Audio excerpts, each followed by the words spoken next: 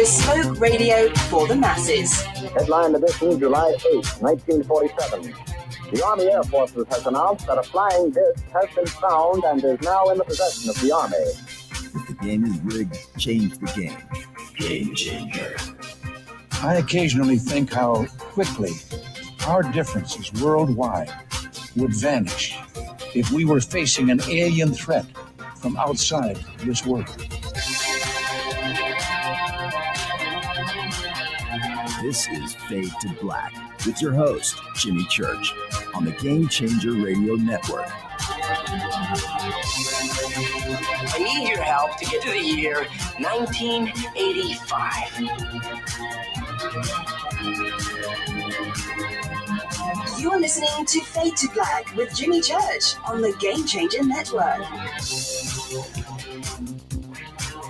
Good evening. Fade to Black.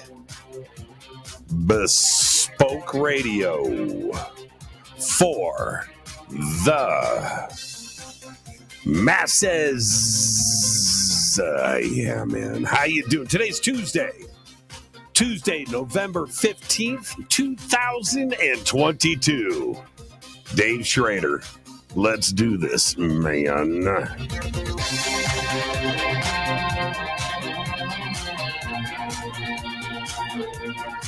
I would like to welcome everybody listening all around the world, all across the United States.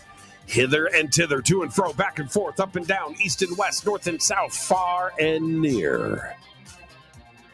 This is Fade to Black for KJCR, the Game Changer Network. I am your host, Jimmy Church. What is cracking, everybody? How you doing?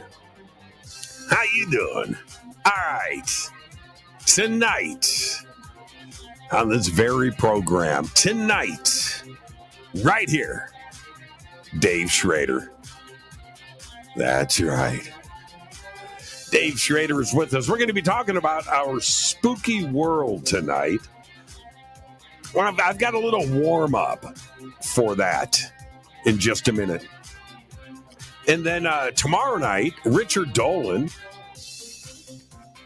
going to be here tomorrow night. We're going to be talking about that much-delayed UFO UAP report. What's going on with that? What does he know? Going to pick his brain about that tomorrow night and so much more. Lots to talk about with Mr. Dolan.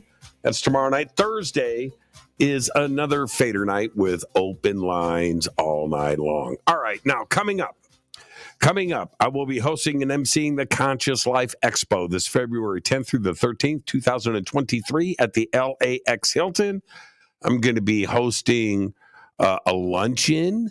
I'm going to be hosting the Expo's Got Talent show. I will be doing the Ancient Secrets panel that I do every year, and I think that's on Friday night. And I think the luncheon is, I don't know. Is that Saturday afternoon or is that Sunday? Got to go check out the schedule, consciouslifeexpo.com. All right, the links are below. And then 2 weeks after that, I will be hosting the Parapod Festival. That is Saturday, April 1st, here in Southern California, in Valencia at the Hyatt Regency. It's a live one-day media event, awards ceremony, podcast awards, film festival. You can submit your media. What have you got? You can submit right now. All you got to do is click on the link, parapodfilmfest.com. The link is below.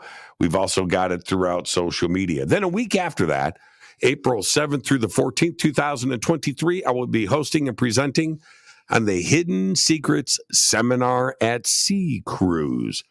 Right? Departs out of L.A. We're going to go down to Mexico, turn around and come back. Scott Wolter's going to be there, Adam Apollo, Nick Pope, Brad Olson, Vivian Chauvet. It's going to be great. So go on a cruise with me. Click on the link below. All right. Everything that I'm doing is in the description box below, right? So you can click there, social media, our website, podcast, TV, film, all that stuff. All of the events I'm doing, everything is below. So you can go and visit our sponsors and all the conferences and all the other stuff. It's right there. Crazy breaking news day today. And I barely kept up with all of it. It was a pretty nutty day around here. Fun day, though. Fun day. Oh, yeah. Yeah, I'm going to talk more about that in just a bit.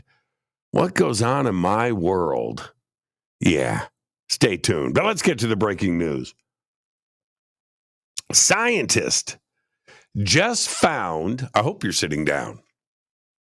Scientists just found a hidden sixth mass extinction in Earth's ancient past.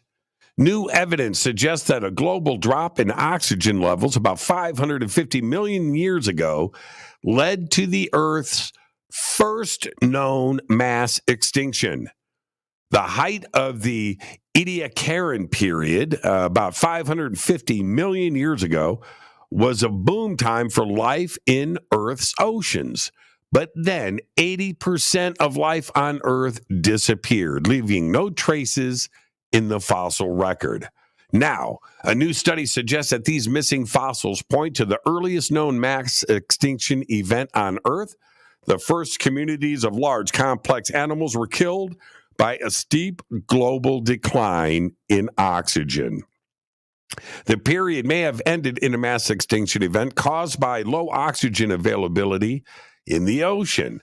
The researchers published their findings in the journal Proceedings of the National Academy of Sciences. You can go and check that out. Now, talk about ancient history. Got to get on the phone with Scott Walter about this one because a discovery of a rare gold coin on the south coast of Newfoundland, Canada, may challenge traditional historical narratives about the timing of European contact in the region, as it predates explorer John Cabot's arrival on the island by at least 70 years. In a press release last week, the government of Newfoundland and Labrador said that the English coin was found during the summer of 2022 by Edward Hines, a local amateur historian who reported it to officials as required under the province's Historic Resources Act. The 600-year-old coin predates the first documented European contact with North America since the Vikings. The coin was identified as a Henry VI quarter noble, minted in London between 1422 and 1427. Absolutely incredible. Well, Thursday, last week, a mysterious blue streak appeared across the skies over Abisko, a small village in Sweden. Quite different from a regular aurora, experts had a hard time categorizing what it was. At first, they thought it was a blue aurora. However, there was a stark contrast between the stationary blue streak and the actively moving green aurora around it. After a thorough investigation, it was concluded that the blue streak was the result of a Russian submarine testing ICBMs. That's right, intercontinental ballistic missiles. All right. Now, roughly, Bitcoin is in a bad place right now. And a report was just released that roughly 3/4 of people who have bought Bitcoin have lost money. All of this according to a study that was published yesterday.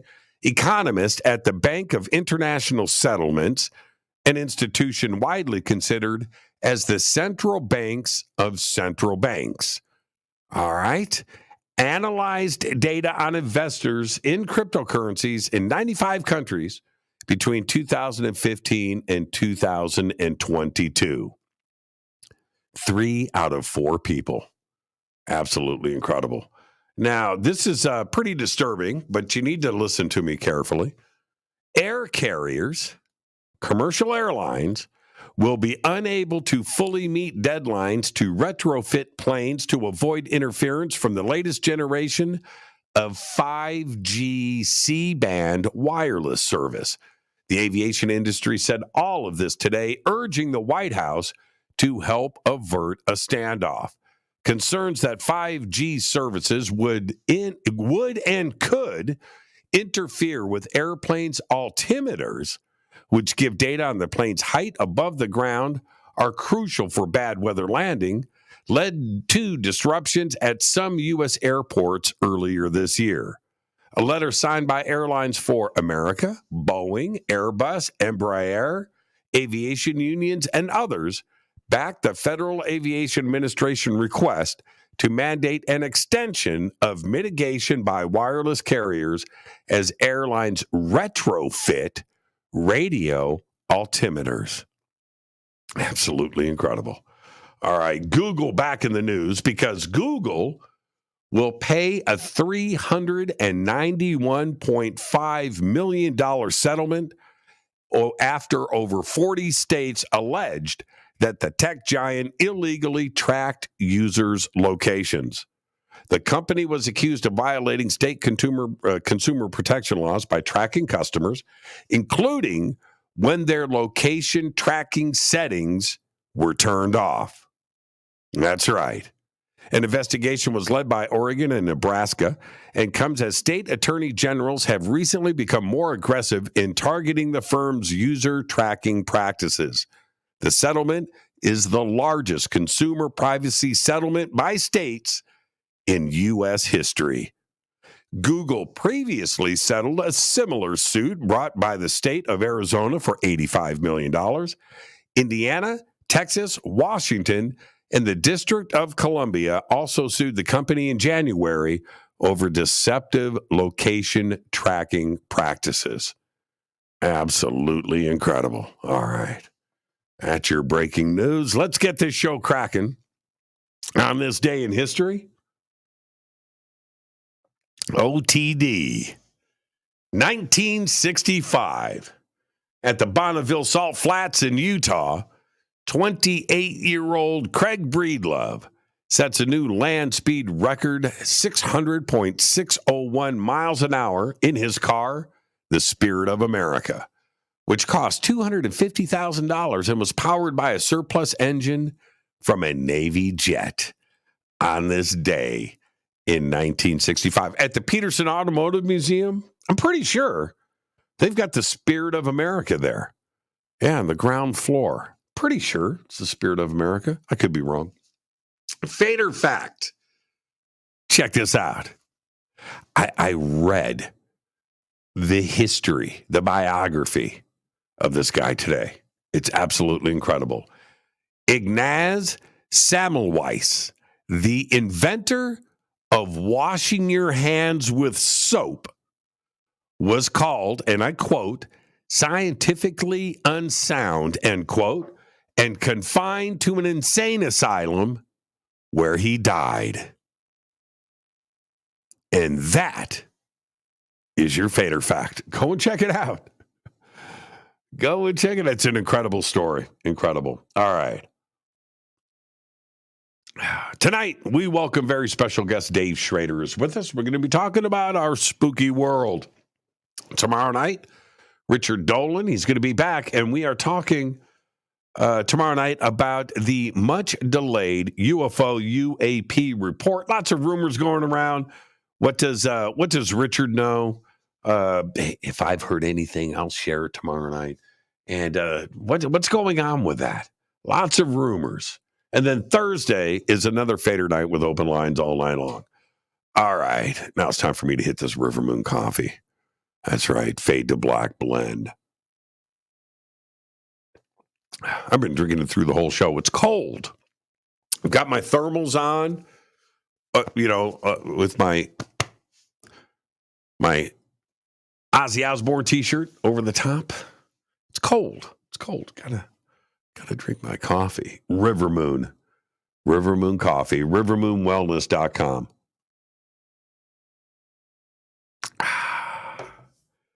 Go back, Lee Tappy. Yeah. All right. Now, tonight Dave Schrader's on the show. And we're going to be talking about our spooky world. And I want to share with you my day today, what I went through from the moment I woke up.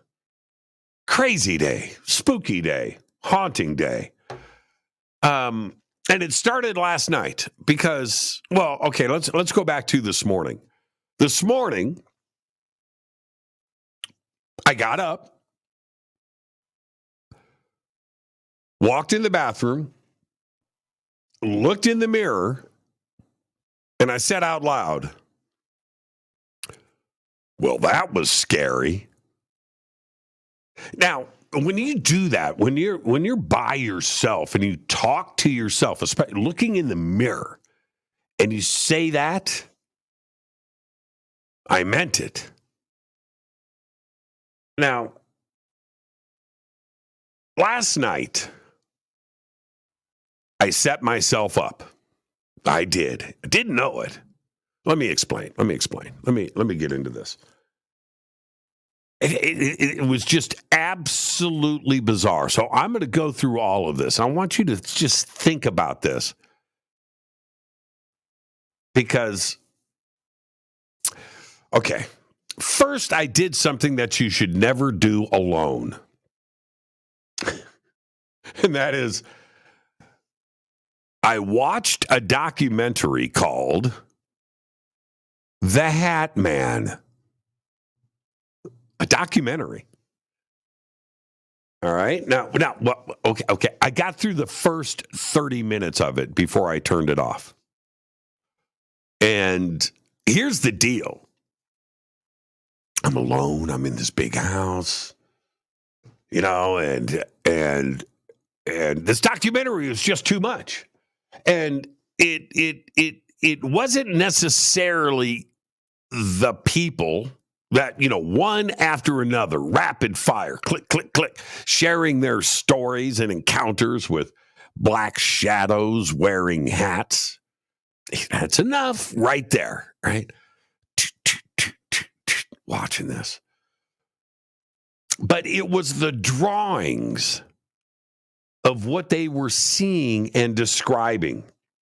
Like little kid drawings with the shadow, but they had someone with smile, and red eyes, the thing that just tall, and I found myself at one point. I'm watching these drawings and I'm watching this thing, and it wasn't what I expected. This documentary got to me, and I found myself at one point, man, I just glanced to my left, man. I go look through my bathroom door. It's dark in there. And I'm halfway expecting to see something there, staring back at me. I mean, I was really working myself up. And I was like, that's it. Enough is enough. Starting to freak myself out here, so turn the TV off.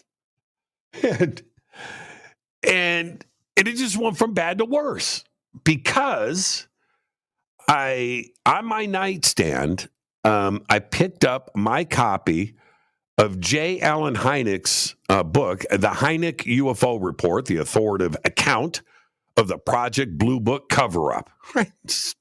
J. Allen Hynek, And this thing is published back in 1977, and in a lot of ways, to me, it's more relevant today than when he wrote it back in the day, but that's beside the point.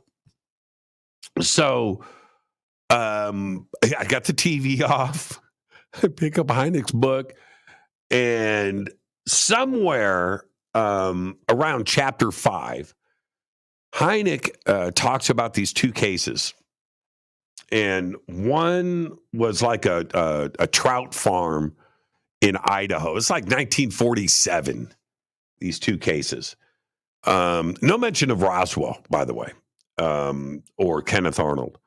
But he's talking about these two cases. And one was a trout farm in Idaho with a father and I think 2 sons or 3 sons and stuff. And there was a river there, and they see this thing 1,000 miles per hour and flying saucer. And the other cat, I can't remember what the other one was right now, but But that's not the point.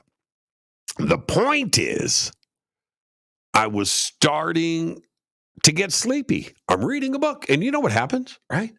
You get sleepy, and I was like, oh, and I had finally gotten Shadow Hat Dude out of my mind.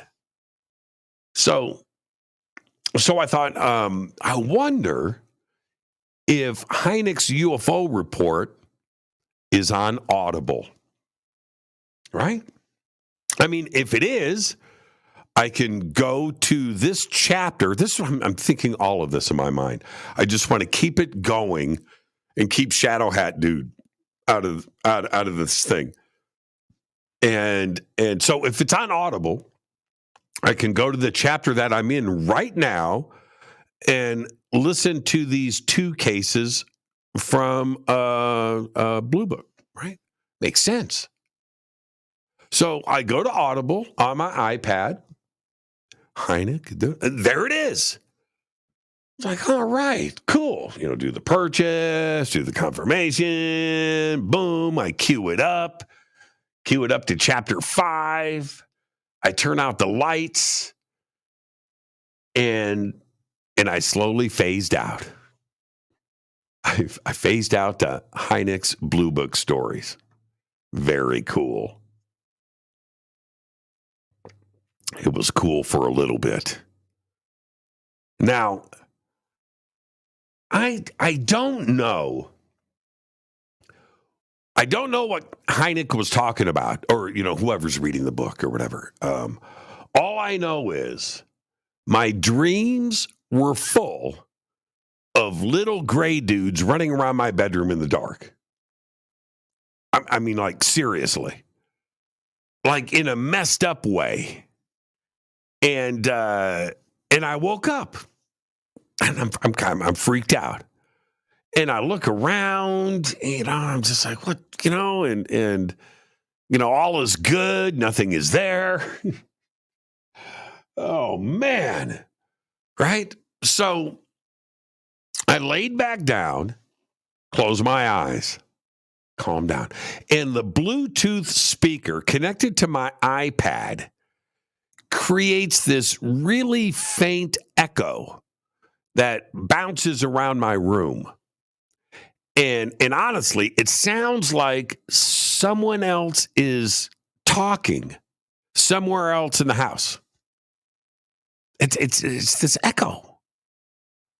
And so anyway, so as I fell asleep, it went from an echo of the voice reading Hynek's book to another conversation altogether. But I'm sleeping. I'm dreaming. But I hear it. It was, and so the dream goes from little grays, to the Shadow Hat Dude in the grays, to the voice talking to the grays and the hat dude. And I mean, my eyes pop open. I don't know how long I was asleep, but for a minute or two, I do hear the voice. And it's different than the voice coming out of the speaker. It's not an echo. It's like, it's different. Man, I'm just like, oh my God. Seriously, it was really messed up. And to be totally honest here, I knew then, and I know now, that it wasn't real, but that didn't calm my nerves. So I turn around, I turn off Hynek's Audible, silence, right? No more echo voices in the night. The room is dark, right? But nothing is moving around. And after my heart rate settled down, I crawled back under the covers and I dropped off. And so here's the thing. Tonight, after the show, what do? Right? I've got choices. I know what happened last night. Do I want to go through that again? It was kind of fun, pretty scary. Do I go back to Hynek's book? Probably not. At least not the audible version. The voice, the tone, the timbre, the pitch, it's the perfect echo that creates another conversation. It's bizarre. Another Shadow Man documentary? Nope. No. I think probably what I should do is like go and watch season 1 of Parks and Recreation. That's right. And so tonight we have Dave Schrader on the show. Dave is with us. We're going to be talking about our spooky world. We're going to talk about, do we manifest this stuff? Did I set myself up? It's J. Allen Hynek, man. What's going on with that? It was crazy. It was nuts. Tomorrow night, Richard Dolan is here. We're going to be talking about that much delayed UFO UAP report. Thursday is another Fader night with open lines all night long. Well, tonight, it's Schrader night. Dave Schrader is here. I'm your host, Jimmy Church. We'll be right back after the short break. Stay with us.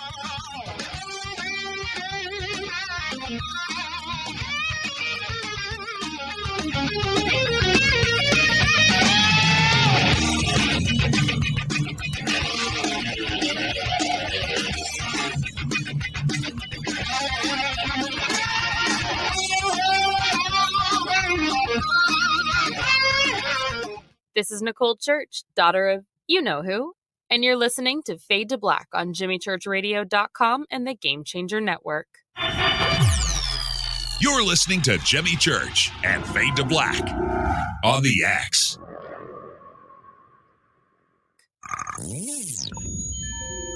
You're listening to Jimmy Church, Fade to Black. Fade to Black will now pause for alien identification. The station that talks the net. When you take the beans from Central America with dashes of Indonesian and African mixed in and then roast it to the dark side of Fade to Black, you create the ultimate brew of fringe. Introducing the Fade to Black blend from Rivermoon Coffee. Yes, Rivermoon's darkest customized roast was created for the love of Fade to Black. The alchemy of masterful roasting and smoking the beans is in every sip of this full-bodied, dark Java. I need my coffee dark, deep, with distinct bittersweet chocolate highlights, just like the bunker. Leaning further into the darkness of the roast is Fade to Black blend from Rivermoon Coffee. Just click on the banner at JimmyChurchRadio.com and use the promo code F2BBLEND for 15% off of your order today. This is the only way forward. This is Fade to Black. Make contact. This is Jimmy Church of Fade to Black, and you can get our podcast for just $2 per month. All you have to do is click on the podcast banner over at JimmyChurchRadio.com.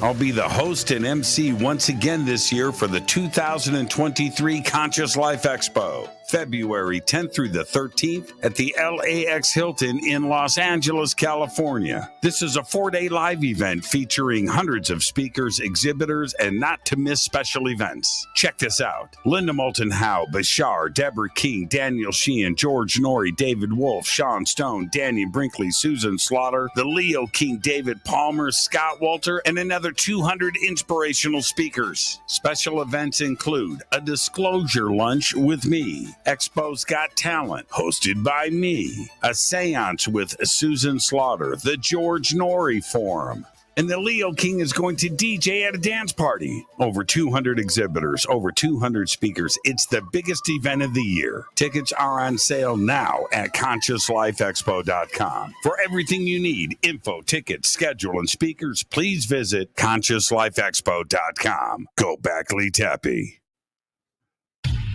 Do you have an interest in the paranormal? Then you'll love the UnXNetwork.com.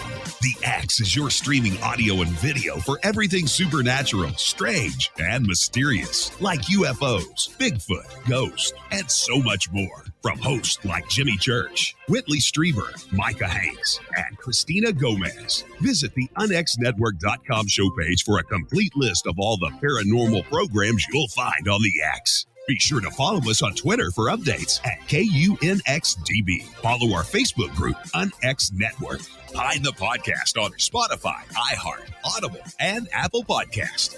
It's time. It's new. It's the X. 9 out of 10 geneticists agree. Fade to Black is not your father's radio show on the Game Changer Radio Network. Hi, this is Rob Reiner from Anvil, and you're listening to JimmyChurchRadio.com. What's up? I'm Chris. What up? This is Kyle Manson. You're listening to Jimmy Church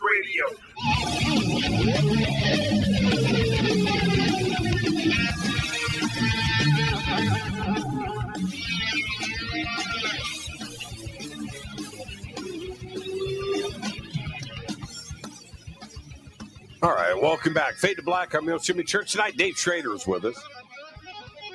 Schrader Night. Tonight, we're going to be talking about our spooky world. He's former host of the long-running paranormal show Darkness Radio, lead investigator in the paranormal travel channel series, The Holzer Files. Today, he has Paranormal 60 with Dave Schrader. Different look and feel to the genre that he has been a part of for so long. Shorter interviews cutting to the heart of the story. Insights from experts and experiencers. That's right. Since an early age, he's been surrounded by the strange, the anomalous, haunted homes, creature sightings, UFO encounters, everything.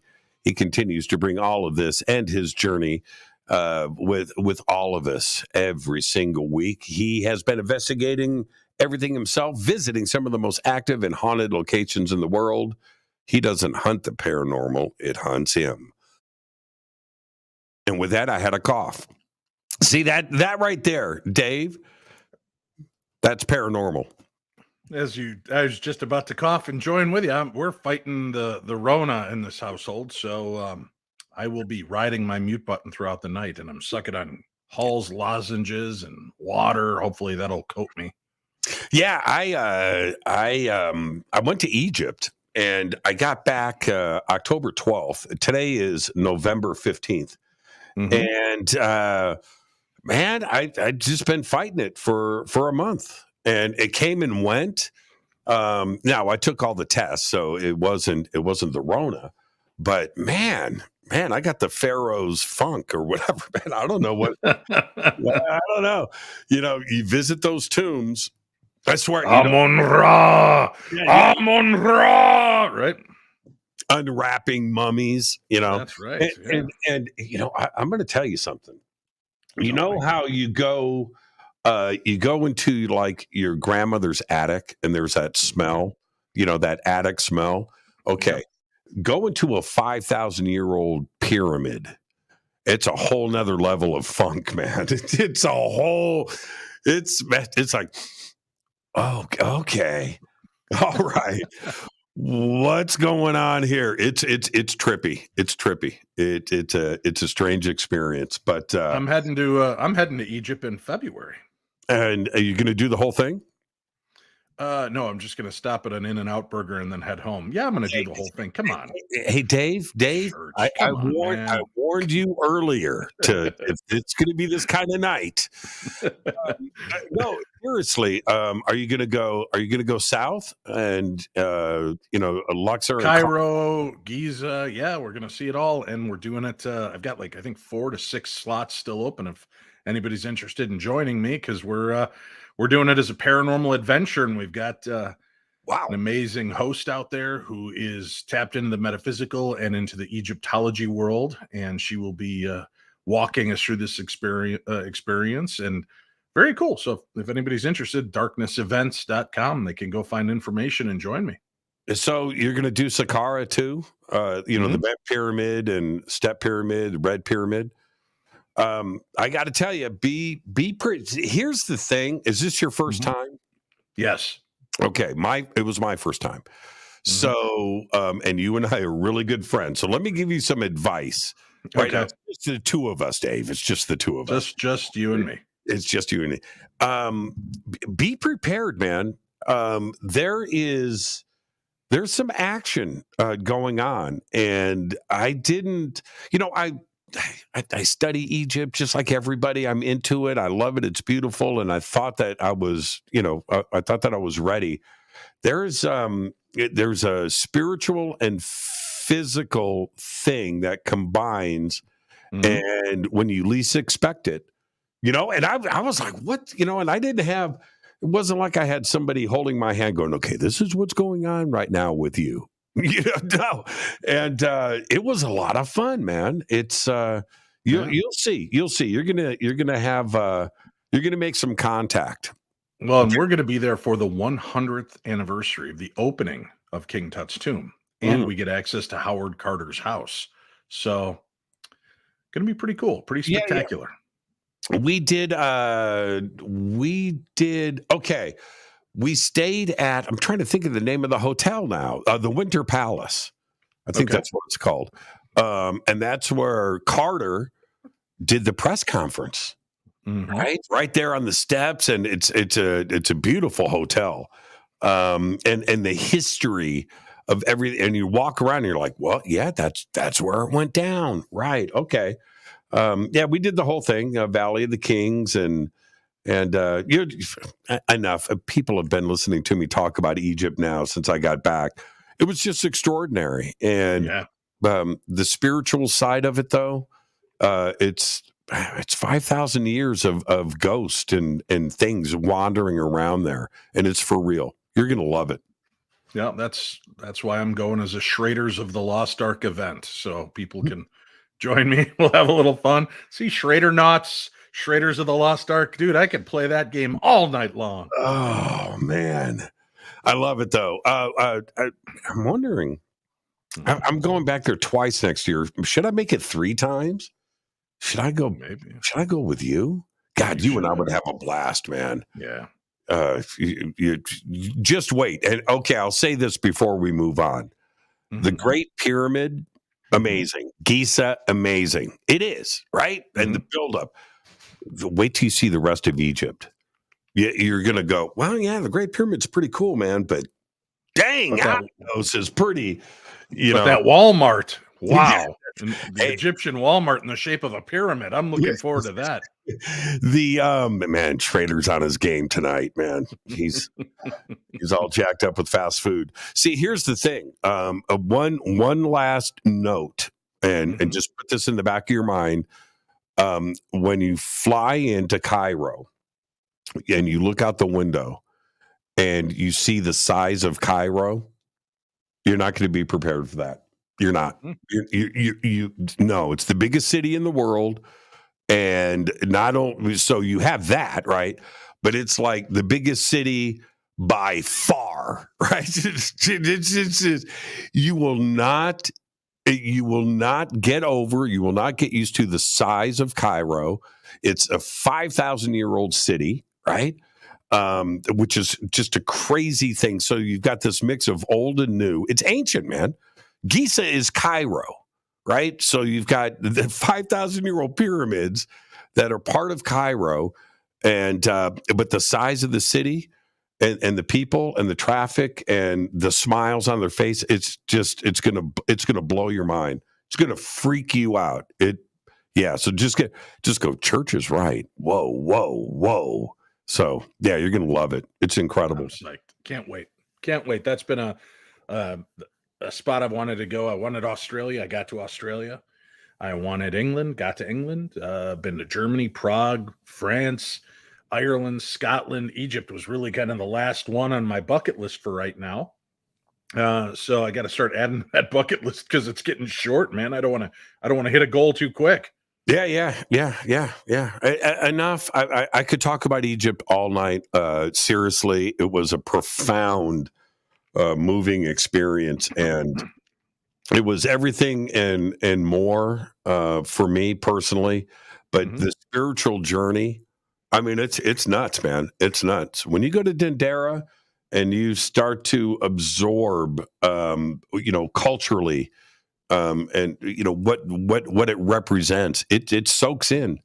It's a mind blowing experience. So now I sent you an email earlier today, which I don't know if you caught the opening of the show, but I talked about the email that I sent you and what happened last night.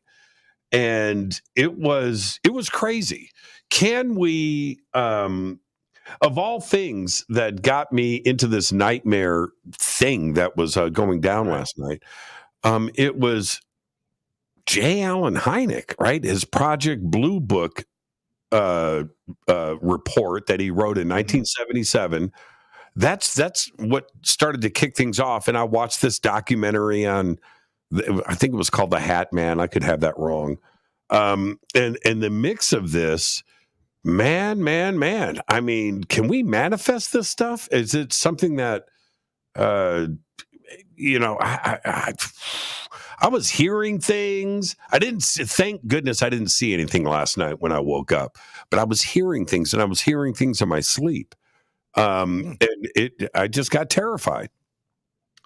All right. Well, let's de-evolve some of this. I know you want it to get spooky tonight, but let's try to keep people on an even path. Sometimes when we see something that affects us and a dark presence on a show, and you hear about how people that you respect and like have had these experiences, and there's people reporting it that you believe in and you have faith in, it starts to suddenly play games with you. Now, I have been looking into shadow people for the better part of 15, 16 years. And I found some interesting elements to it. The Hat Man we'll get into in a little bit, but there seems to be this strange aspect that also fits very closely with the alien visitations. A lot of people that I've talked to have had these experiences where they wake up at night and surrounding the bed are these shadowy figures. Mm-hmm. Now, are we being cloaked? Is it one of those false flag memories that we've been given so that we can't clearly see what it is we're dealing with? What I've always asked, and I say, what when I'm in an audience, a show of hands, how many people believe shadow people are evil? And sometimes you get half the audience, and I'm like, why is that? Is it because it's a dark presence? And most people are like, yeah. And I said, what if that's all that's left of Jimmy Church's spirit? He's literally a shadow of the man he once was. There's nothing left corporeal that he can't resonate at a light frequency that allows definition. He's just at that end of the fade out, like a Polaroid. You take it, it's crystal clear, it's nice. 10, 15, 20 years later, you pull it out of the drawer and it's bleaching out and fading away. What if that's similar to what happens to the soul or the essence that's left behind, is that it's simply changing. And that's all that is left of that person. So I think that there's some of that element. The people that have these encounters, I say, okay, how many of you have seen them in your room? And I get maybe a quarter of the audience. Really? And I said, right. And I go, okay, standing by your bed, kneeling by your bed, peeking up over the end of the bed. Yep, that's the normal. I said, okay, kind of terrifying when you think about it and you say it out loud and people are like, yeah. And then I said, okay, but once you get over that initial shock and awe of seeing these things, what do you usually do? 99% of the people say they kind of roll over and go to sleep. So now, again, this is fitting pretty neatly into alien mythos. But I also think we are at our most vulnerable when we sleep. Because if we truly are astral projecting, if our soul is leaving our body, that leaves the vessel open. So maybe these are our guardian angels. Maybe these are our ancestors or relatives that are there to stand watch over us while we make that journey and make sure that we return safely and without passengers. Because for you to wake up and see something, now, if you wake up and I'm standing at the end of your bed tonight, just staring, are you going to look at me and go, and go back to sleep? No, you're going to be like, Schrader, what the hell are you doing in my room? Get out of here, right? And if I just stare and I stand silently, that's even more terrifying. But with the shadowy figures, it doesn't seem to affect that. And I do give a lot more credit to who we are as a species and our fight or flight factor, that if we are sensing something truly evil, I don't think we just blank it out. I know that does happen. Disassociation happens when we reach moments of high crisis. But I tend to believe that it's more along the lines of guardians. And a lot of people have told me, after you brought that up, I've not felt that fear again. And it's been alleviated. Okay, good. So we've got that taken care of. Then there is the faction that is like, no, I had a terrifying experience. Yeah, I was going to say, Dave, that's not working for me right now. Right. I don't feel any calmer. Right. Well, now here's the other aspect of it. You witness something. You see this dark figure. You have to question different aspects. At what point did you see it? Were you asleep when it made its presence known? Did you wake up? Were you in the hypnagogic or hypnopompic states, those moments of going in and coming out of sleep, where sleep paralysis is known to happen? Because right now in our dream, Dave and Jimmy are sitting across from each other in a Parisian cafe sipping lattes. Oh, and all of a sudden the cat knocks over my lamp in my room and I wake up quickly. And for a brief moment, Jimmy and I are still sitting in that cafe, and slowly my room turns into my room, and Jimmy turns into a black, dark, hulking figure that then crawls up my wall and out of my room, because every horror movie machination just played out in my brain. What was real about that? Probably none of it, especially if it's over within 20 to 30 seconds. It's the brain regaining consciousness and awareness. But the brain cannot tell the difference between a real and a vividly imaginative experience. That's why it's so subjective for these kind of experiences to take place. So, okay. But here's the thing for me is I was in watching this documentary, and this is how you get yourself worked up. It wasn't the stories. It was a little bit, you're hearing when I was a kid, I was 5 and my mom, and there was a shadow figure in the, okay, you hear these over and over again. The drawings that they were showing of what people had described, right? And those are flashing up on the screen. And it's that, and that picture is here. And then suddenly, now I'm like working myself up. Like, I don't want to see that. That would kind of freak me out. And then, I glance over into my bathroom. I don't have a bathroom door. It's opening, right? There's no door on, you know what I mean? So, but I looked through that. What kind of weird bohemian life do you lead, Jimmy, that there's no bathroom door? Yeah. There's no bathroom door. Good answer. Okay. All right. No bathroom door. Strokes. Yeah. Now, where the toilet is, that's in a separate room. That's got a door on it, Dave. Right. But the bathroom itself, no, it's just an entry, but it's dark in there.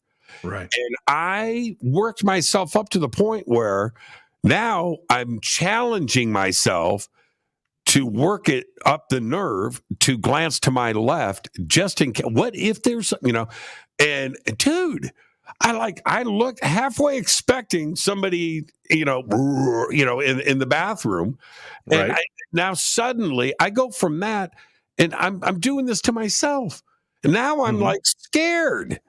It's just like, what's going on? So I had to turn off the documentary. I was like, enough is enough. Man, I'm just like, I'm just like, I can't watch this anymore. And I'm a grown ass man. Right. Well, that's the thing, right? It gets into our head. It gets into our psyche. So I tell people, I don't go into a situation in a place of fear, right? I go to a lot of crazy places, and I've been to a lot of dark, sinister locations with dark, dark history, but I don't give myself over to the fear. Now, maybe that's fooling myself. Maybe it's setting the intention, you will not muck with me. But I can tell you this, Jimmy, you also have to consider, if human consciousness survives the physical form, the personality may as well remain intact. So I've said to my kids, I'm going to haunt you. I will be around, and I will be at my granddaughter and great granddaughter's birthday parties, that first boy girl party when they break out a Ouija board and they're trying to get freaked out and cuddle up a little closer to that person that they like. And when they say, who's going to be the first to die? I'm going to be the one pushing the planchette to their boyfriend or girlfriend, right? Because I'm just a smartass, and I'm going to want to have fun with that. So if I happen to be in the church household and I know you just watched a documentary and you're a little freaked out, I might be the guy to jerk around with you. Yeah. I think there's something to that, Dave, actually. I do. Yeah. Because who are you going to be more drawn to as a spirit? If I know this, I'm your house ghost. I'm just here all the time, but Jimmy's amping himself up. I can see it. I'm going to have a little fun with you tonight. Yeah. Let's go. Right. And why wouldn't you, right? If that part of your personality exists, why wouldn't it still want to have fun? Why wouldn't it be drawn into those situations? What if it's one of your relatives, a close friend, something that someone that still cares about you and just would that this is their personality. So I do take a lot of that into account. And sometimes when I'm in an investigation and something creepy is happening, and I'll say, hey, if this is somebody messing with me, knock it off. I'm trying to get to the heart of this issue. You could either help me, or hinder me. And hindering is not going to do anybody, us or the living or dead, any good. So let's get to it. And a lot of times then I get the spirit realm appears to help me, appears to make connection better. I'm treating it with respect. I'm not screwing around. I'm going in focused with the intention of helping the spirits that are dealing with issues.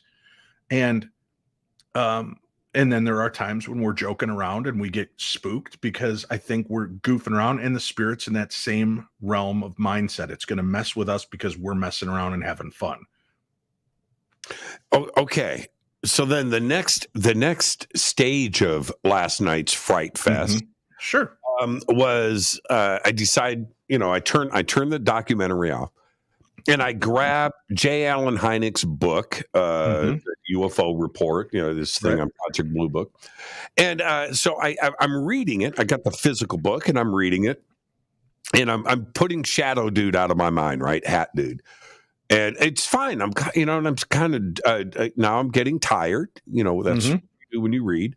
And so I go and I get now I'm cool. Now I'm all calm. Everything's fine.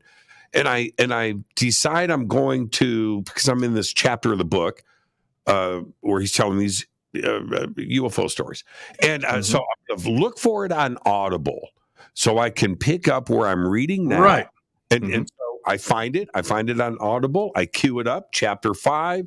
I hit play. I turn the lights off. I put the book on the nightstand, and I doze off. I go to sleep listening to J. Allen Hynek talk about this 1947 UFO sighting at a trout farm in Idaho. I'm not making that up. That was literally what I was listening to.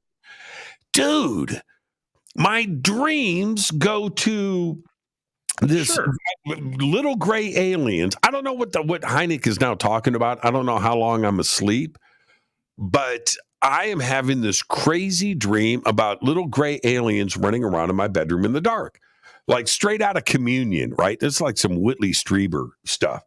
And I wake up, dude, in a cold sweat. And I'm listening. I'm like, Hynek, what are you talking about, man? And I was like freaked out. I'm looking around the room. Why am I setting myself up? It's an innocent book. It's about Project Blue Book. Sure. But listen, you were already a little unnerved by the Hat Man. You put on something to distract your mind, but it's still in that same vein of high strangeness, Jim, and you put yourself into sleep. And listen, the reason that self-help books and meditation tapes have helped when you're falling asleep is because it's tapping into that primal subconscious aspect of who you are. So it's trying to train the brain, teach the brain. So that's why Og Mandino and all these Lou Holtz, all of these impressive speakers have come forward and said, don't fill your brain in the morning or just before bed with garbage, because garbage in will ruminate and create more havoc. Use enlightening things to empower you. And I'm not saying that this Hynek book was negative, but when you're already in a mentally fragile state because of being a little unnerved by the situation, and then listen to this, of course, you're absorbing all that into the subconscious, and you're hearing these cases, and your brain, that's why, like, your alarm goes off and you can hear the beeping in your dream, and you're like, what the hell is that noise? And you're looking everywhere trying to locate it. And it's frustrating because you can't find it. It's that same earworm that's attacking you. So yeah, obviously that might not be the best thing. Maybe you just want to like go to sleep with some gentle meditation rain in the background to give you that calming thing. You know what? I did that. We're going to head to a break right here. Sure. I did that about 6 months ago. I found it was like 8 hours of a thunderstorm, right? Yeah. Something like that, And dude, I hadn't slept that thick in a long time. Oh man. Like that was for real. That actually works. Boring, but it works. I like to listen to physics on tape. I fall asleep to that. No osmosis. Yeah. Yeah, no nightmares listening to Brian Greene talk about string theory. So let's take our break right here. This is Fade to Black. Our guest tonight, the one and only Dave Schrader. We're talking about our spooky world. My night didn't end there. No, it just got started, Dave. It just got started. Tonight I'm going to have to watch The Breakfast Club after the show. I got to. We'll be right back after this. This is Fade to Black. Stay with us.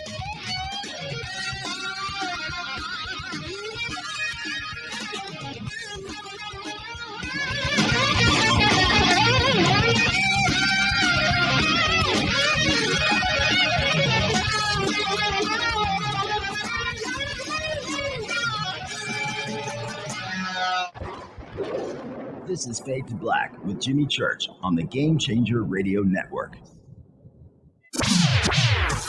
Your 1 million gigawatt paranormal powerhouse, KUNX-DB, VX.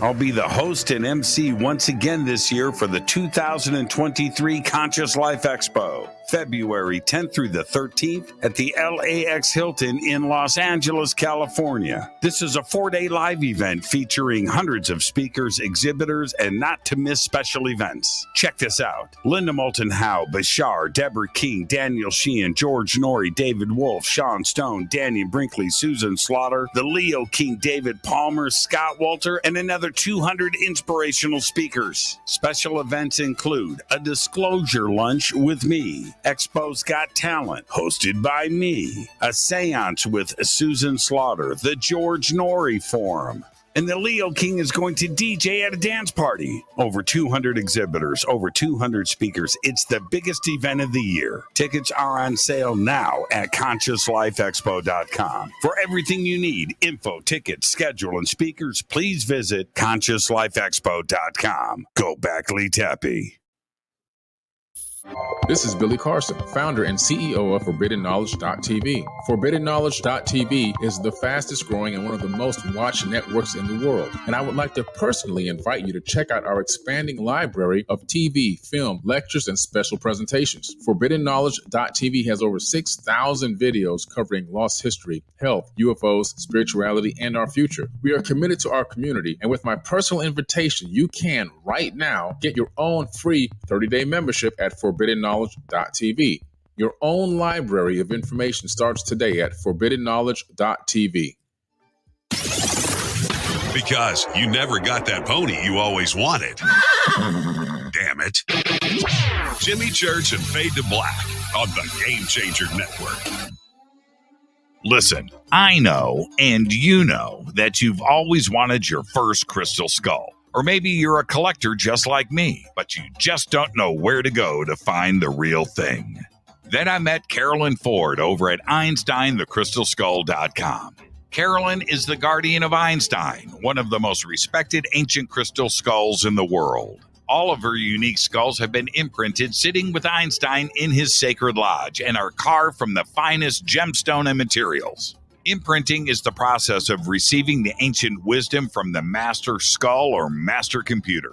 Einstein, the ancient crystal skull. To see Carolyn's current collection of crystal skulls, just visit her store at EinsteinTheCrystalSkull.com or click on the banner over on our site. Don't forget to use the promo code Jimmy at checkout to receive 10% off of your order today. That's promo code Jimmy. Finding your first or next crystal skull is easy. Just visit EinsteinTheCrystalSkull.com.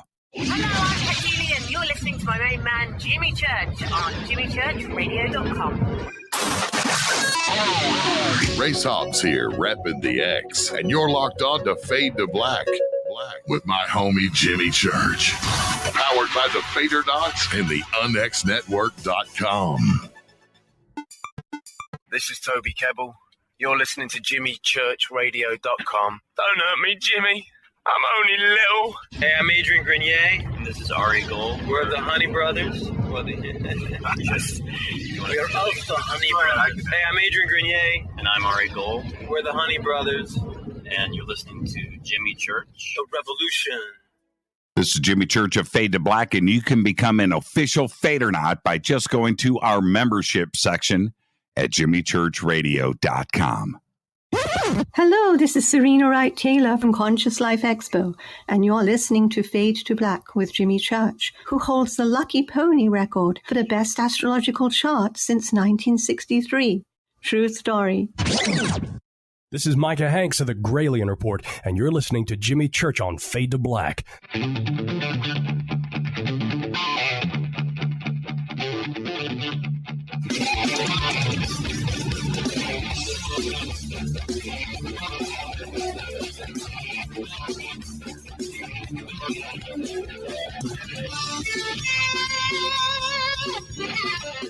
Welcome back, Fade to Black. I'm your host, Jimmy Church. Tonight, Dave Schrader. It is Schrader night.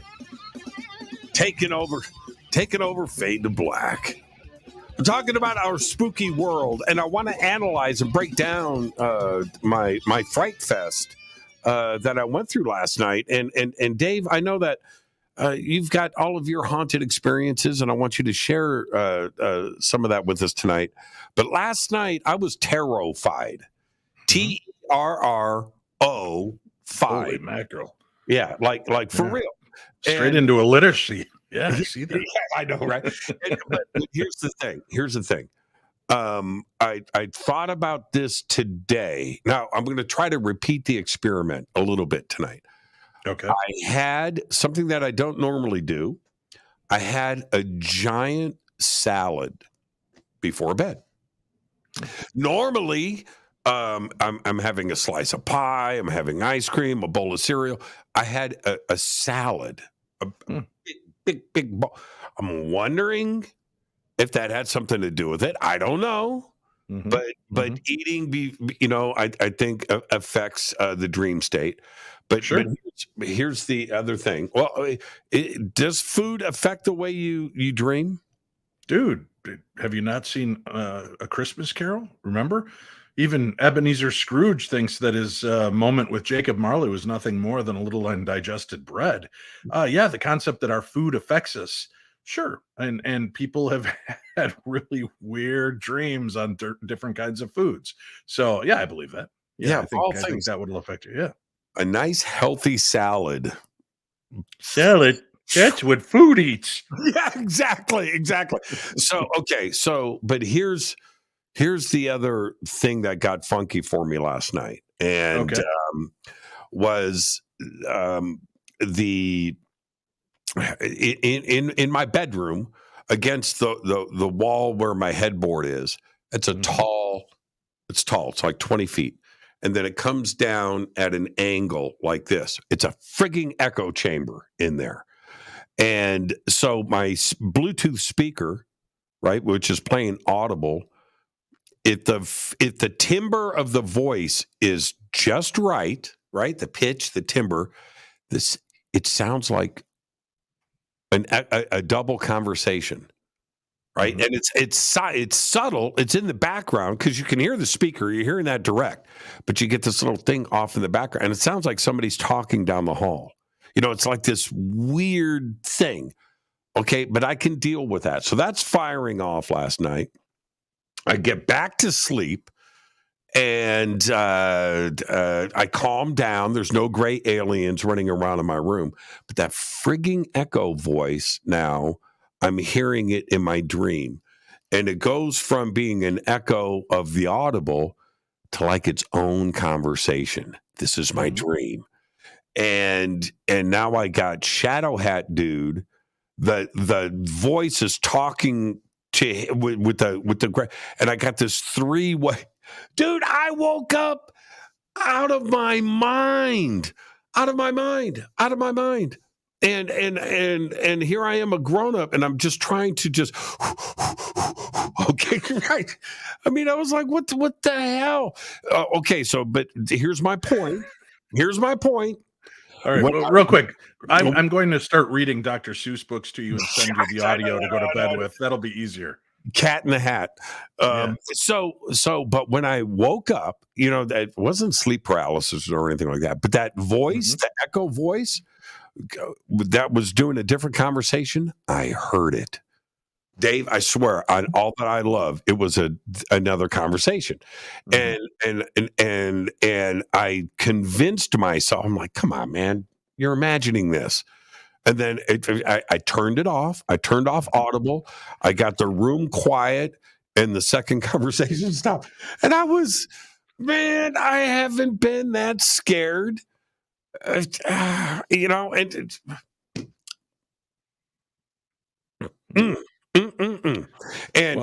and again, it was the like you said, the worm feeding, right? That echo voice, and hearing it, and I heard the echo. My brain just went with it. Sure, Jimmy, you talk about this most nights of the week, and even on your nights off, you're talking about it with somebody.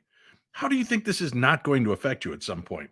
It's going to spill over into our dream world because this is our life.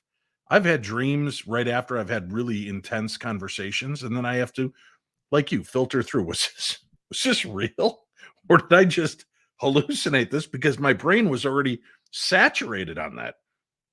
You know, that's part of what we do and why we have to be cautious with what we do and what we put into our heads.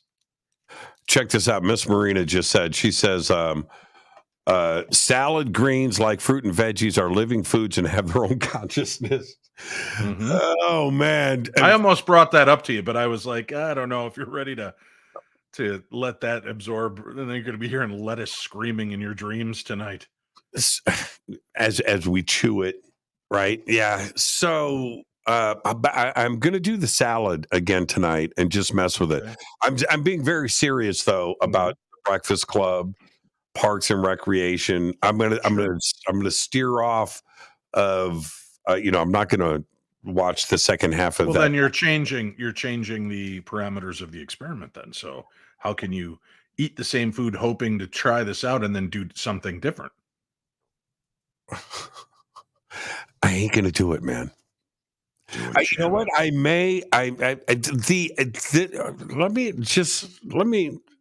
want you to absorb this.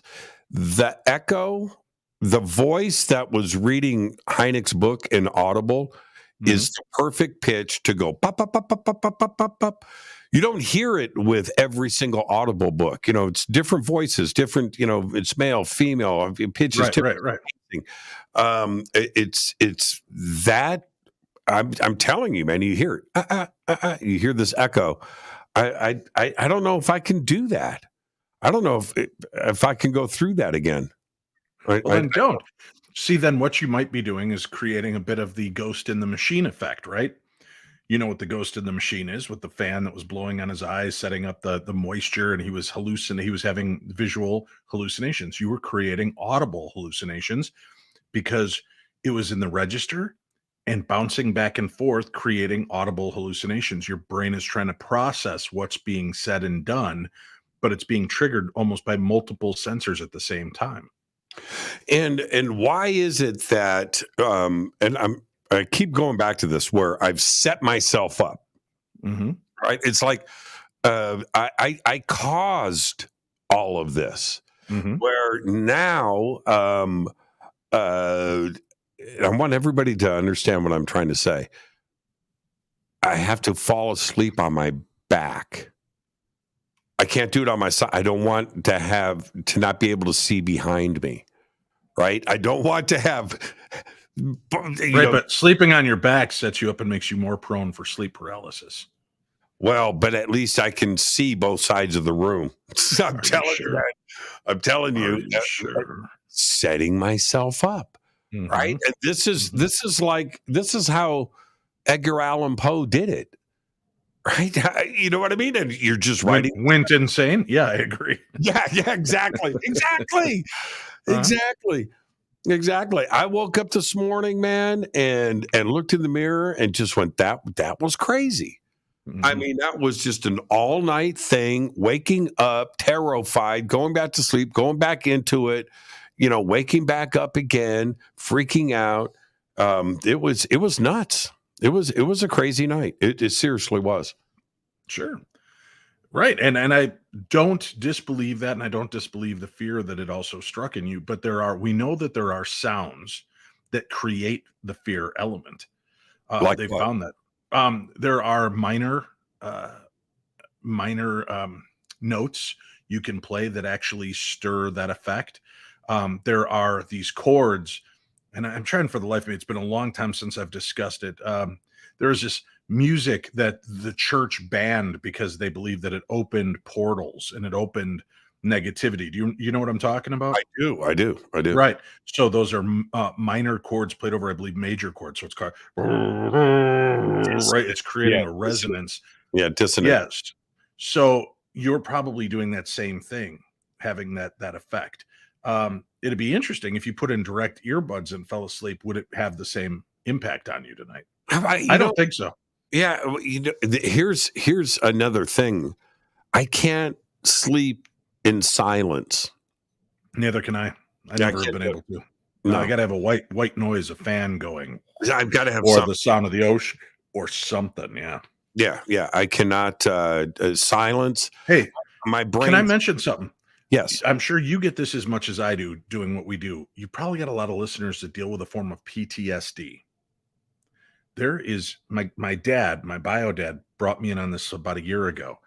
He said he suffers from PTSD. He was in the service in Vietnam, and then he was a Philly cop for most of his life.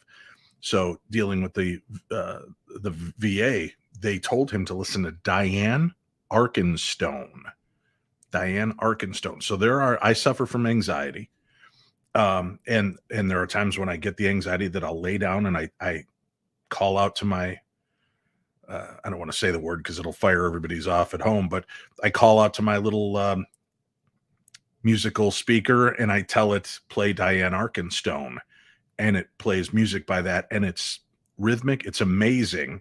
And I have recommended that to vets. I've recommended that to people that have had issues, and it really kind of brings them down and puts them into a calm, cool, collected place. So I'd recommend that for your listeners. I've got it right here. Diane Arkenstone. Yeah. Multi-instrumentalist. Yep. And there we go. Okay. Interesting. Now, that's just a little help from your old buddy, Dave. I'll check right. You know what I do listen to? If I listen to music at night, I listen to Miles Davis. Sure. Yeah, I go to Miles. In doing, this thing that I went through last night, in a weird way, am I inviting? Am I opening something up in my home? That's the conundrum. People ask me, if I watch your paranormal show about darkness, does that allow darkness in? Right. Again, that's where I talk about manifestation and intention being an important element of what we do and how we do what we do. I don't go into a location in a state of fear. It doesn't mean I don't get brought into a state of fear, but my object is to turn it around, center and ground myself, and then deal with the situation at hand, not let it control me. So that's always an important aspect of this. I think, again, if you live in a state of fear and you're in that anxiety and you're always worried and concerned for it, I do believe in the laws of attraction 100%. That if you focus on things and you focus on the negativity is going to get you because you're opening up for it, right? It's like the old adage, what sunk the Titanic, Jimmy? Was it hitting the iceberg? No. What sunk the Titanic was taking on the water. So you're going to take hits and dings throughout your life. If you allow the negativity in, that's what's going to bring you down. So in these instances, if you find yourself in that place, find something that brings your energy back up. Breakfast Club, listening to the music of the 80s, whatever is your jive. Maybe if you're religious, the prayer of Michael the Archangel. That's a very powerful prayer.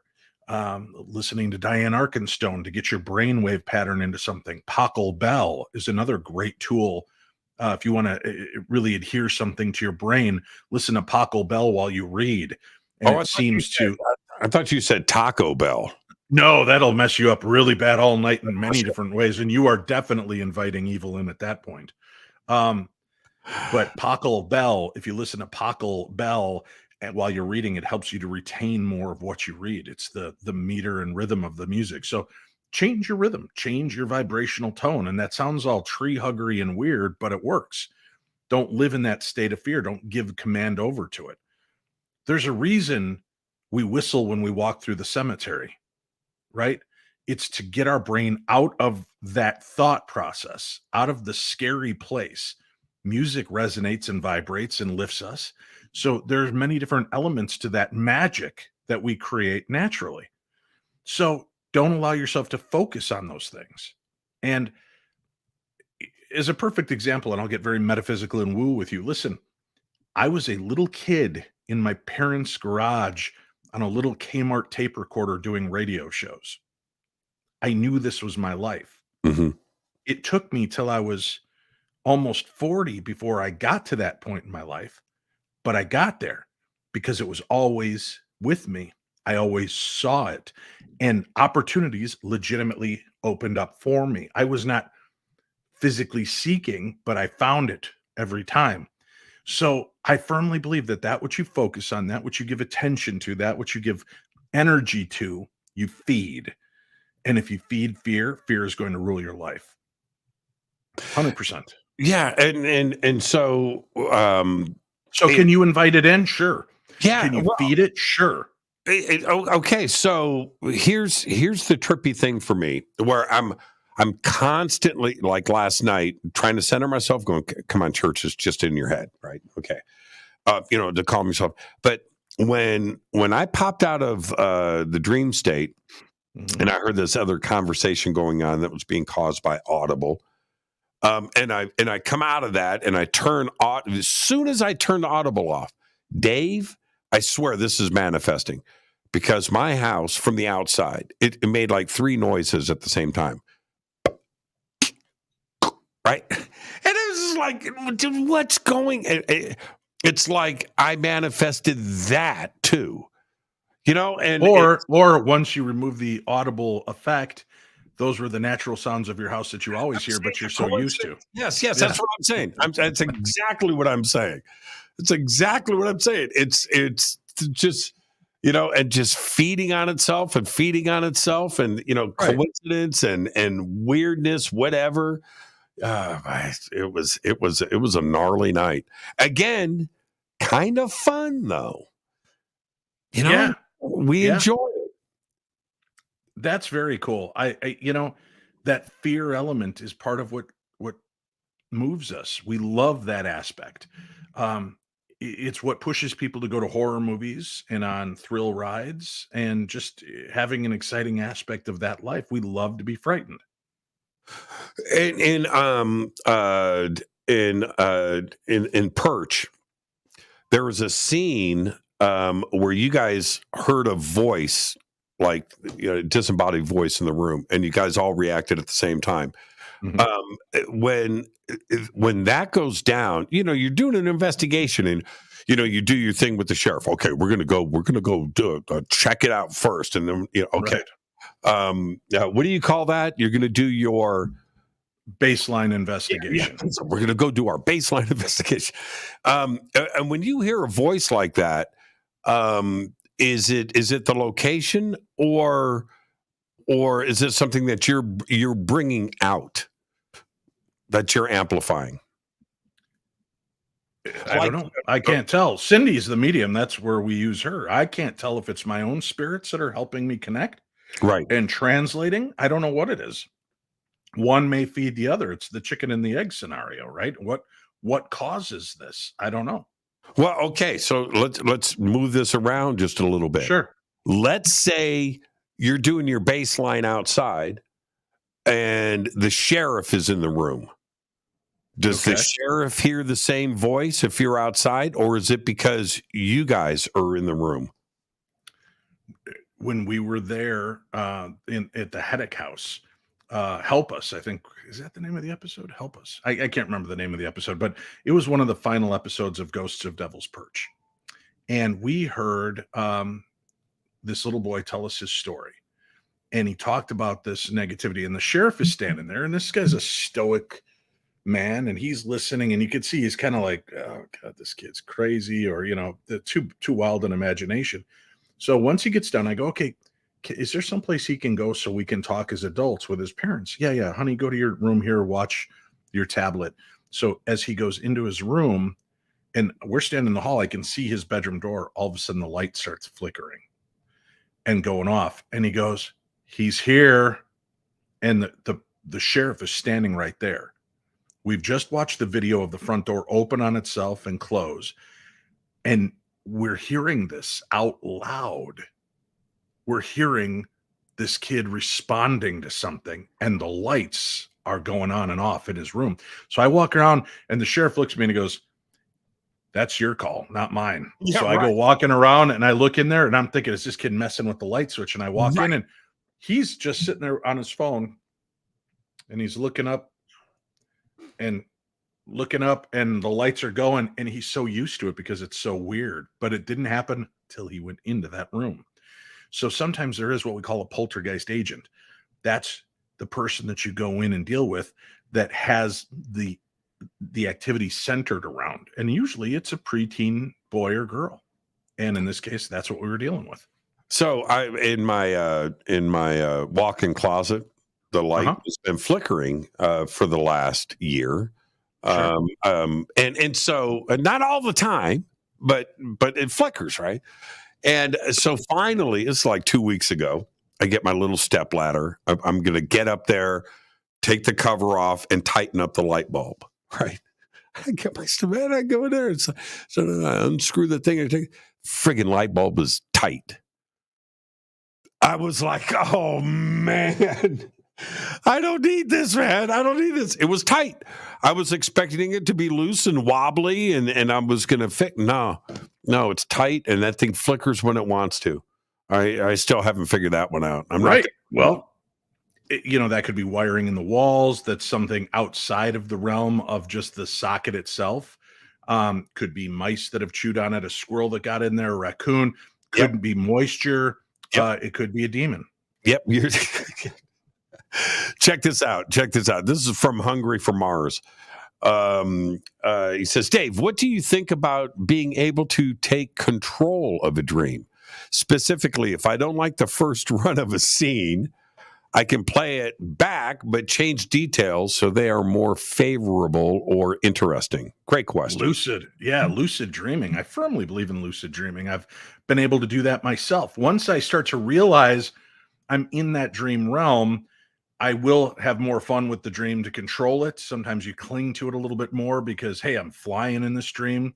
And it seems like the more conscious I become of that, the lower I can fly. And I can't get that same altitude that I was prior to the acknowledgement that this is not normal. Right. But yeah, I've done that, and I've set the parameters, and there's times you just dig your heels in. Again, it's setting intention, and if you do that in your life, set the intention. No, this moment is not going to break me. This moment is not going to make me bend. It hit, it's over. I choose what the next page is in this story. And in this choose a chapter book, I choose to step over the body and keep moving forward. I'll miss what I lost. I'll miss, and my heart will bleed a little bit for that, but I still have a story to be told. I can't drop right here. So I think in dream realm, once you start working the manifestation and intention element in your waking life, I think you can begin to yield really interesting aspects in the dream world as well. Do you pick your dreams? Do you have specific? Do you have? I wish I do. Right. I mean, it'd be Kate Beckinsale dressed like she was in, Van Helsing, and I just hanging around all the time. If I could pick my own dreams, but I just allow you to say that out loud. She's not listening to me. She's watching The Breakfast Club. Because I got to tell you that Kate Beckinsale and Van Helsing, I'm kind of with you. Hey, she's into Van Wilder guy, Ryan Reynolds. So we're all allowed our idiosyncrasies, right? So, but you don't have a best of. You don't have a best of where you go. I'm gonna, But I have had sequel dreams where I know I'm in a dream and it's picking up on a dream I had 2, 3, 4 years ago. I know it because when I enter the dream, I'm like, oh, I'm picking back up where I left off. So it's weird. and then I continue on with that dream. So I've had that. I've had repeat dreams, reruns, where I'm having a dream and I suddenly become aware I've had this dream before. So what I try to do is start focusing in the dream without too much. It's like those magic eye pictures. If you focus too much on it, you can't see the image. But as soon as you kind of relax your gaze and let your eyes fade into it, suddenly you see the Statue of Liberty pop out of that photograph. Right? Yeah. The other part, when you say lucid, lucid dreaming, yeah. There's a few different definitions out there, but do you feel that you are in control if you choose to be?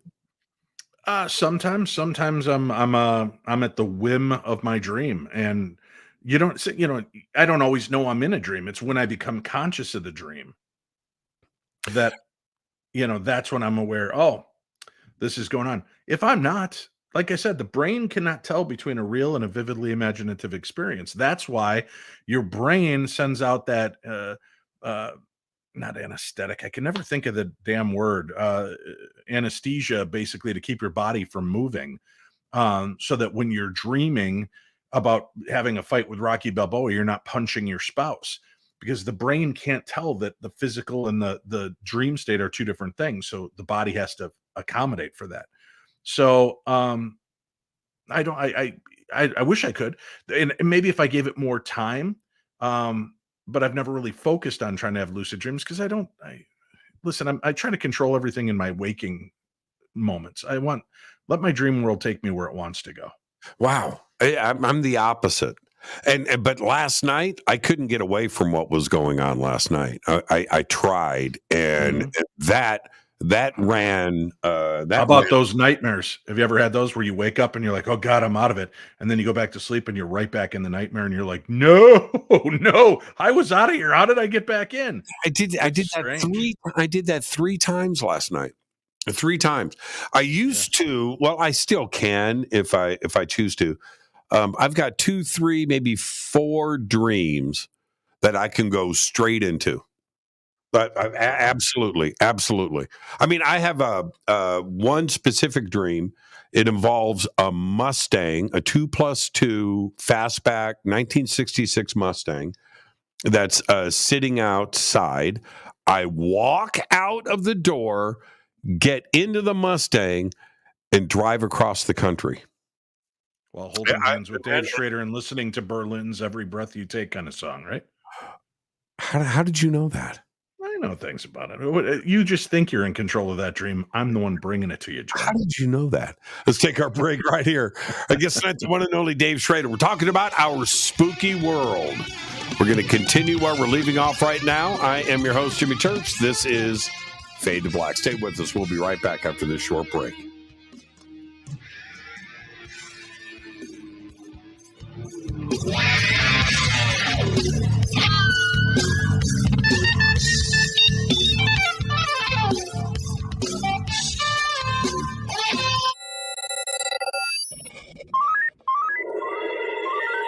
Way out here, we listen to Jimmy Church.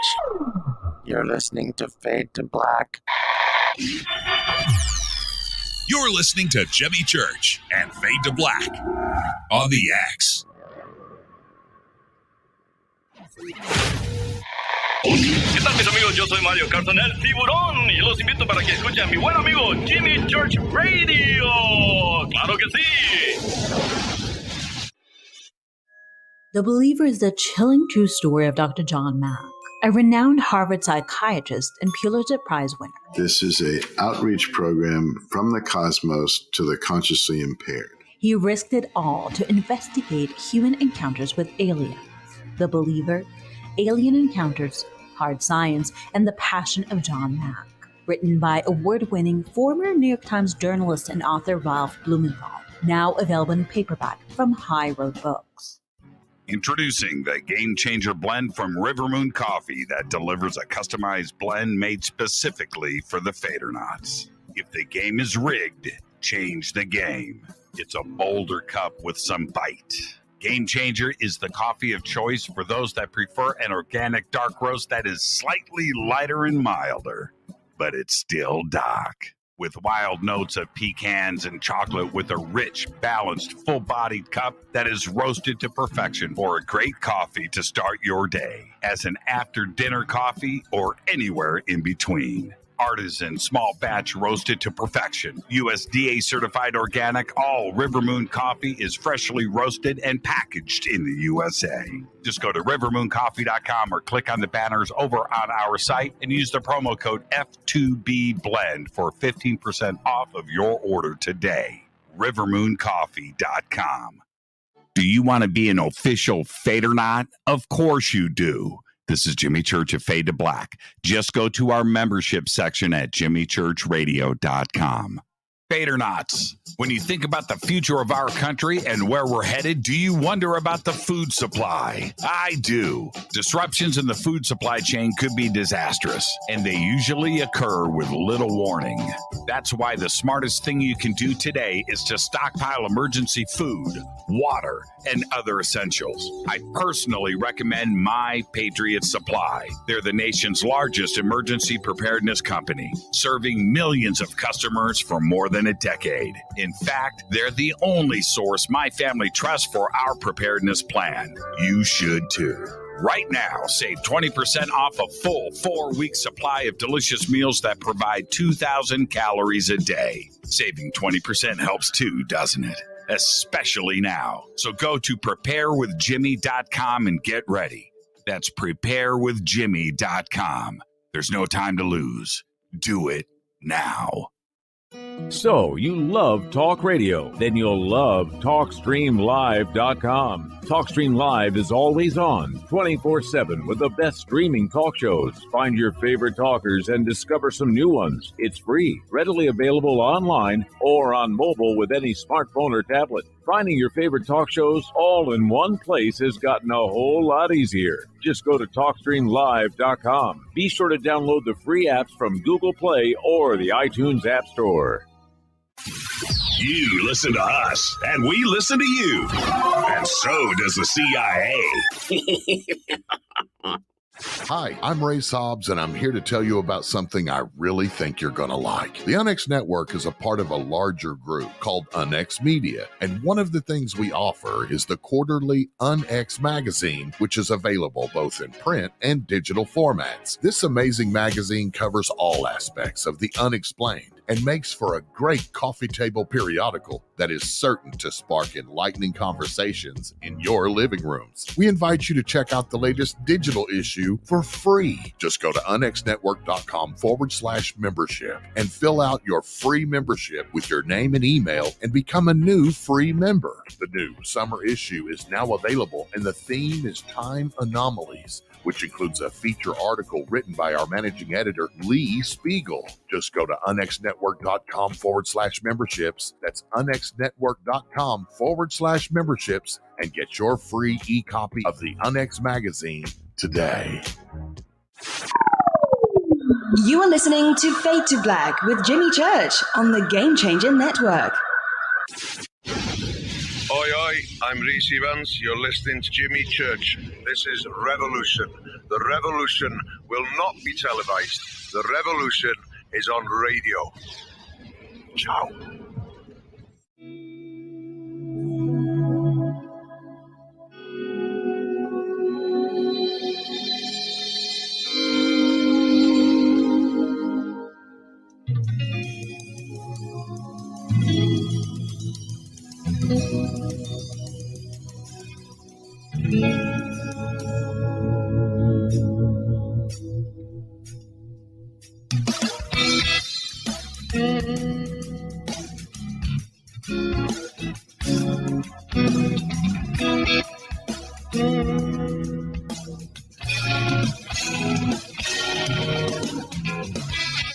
Welcome back, Fade to Black. I'm your host, Jimmy Church. Tonight, it's host to host.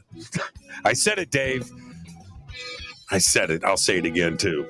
You know, one of the things, I want to get back to our spooky world, but one of the things that I really enjoy about, our friendship and doing shows together is, your level, dude, you are one of the best personalities and hosts. Put that thing down. I swear to God, Dave, I'll jump through this camera right now. I'm being all coy with you. Yeah. You're one of the best, man. Thank you. You just have a great personality, and you're one of the best hosts and researchers. But you care about the audience, and the way that you and I are able to communicate, man, it just makes life so much fun. And I just want to say that and get that out of the way. Now, that's it. No response. Go sip on your frigging green tea soda thing. Which is this, Dave? Got to keep the throat moist, man. This cough's killing me. What's the scariest?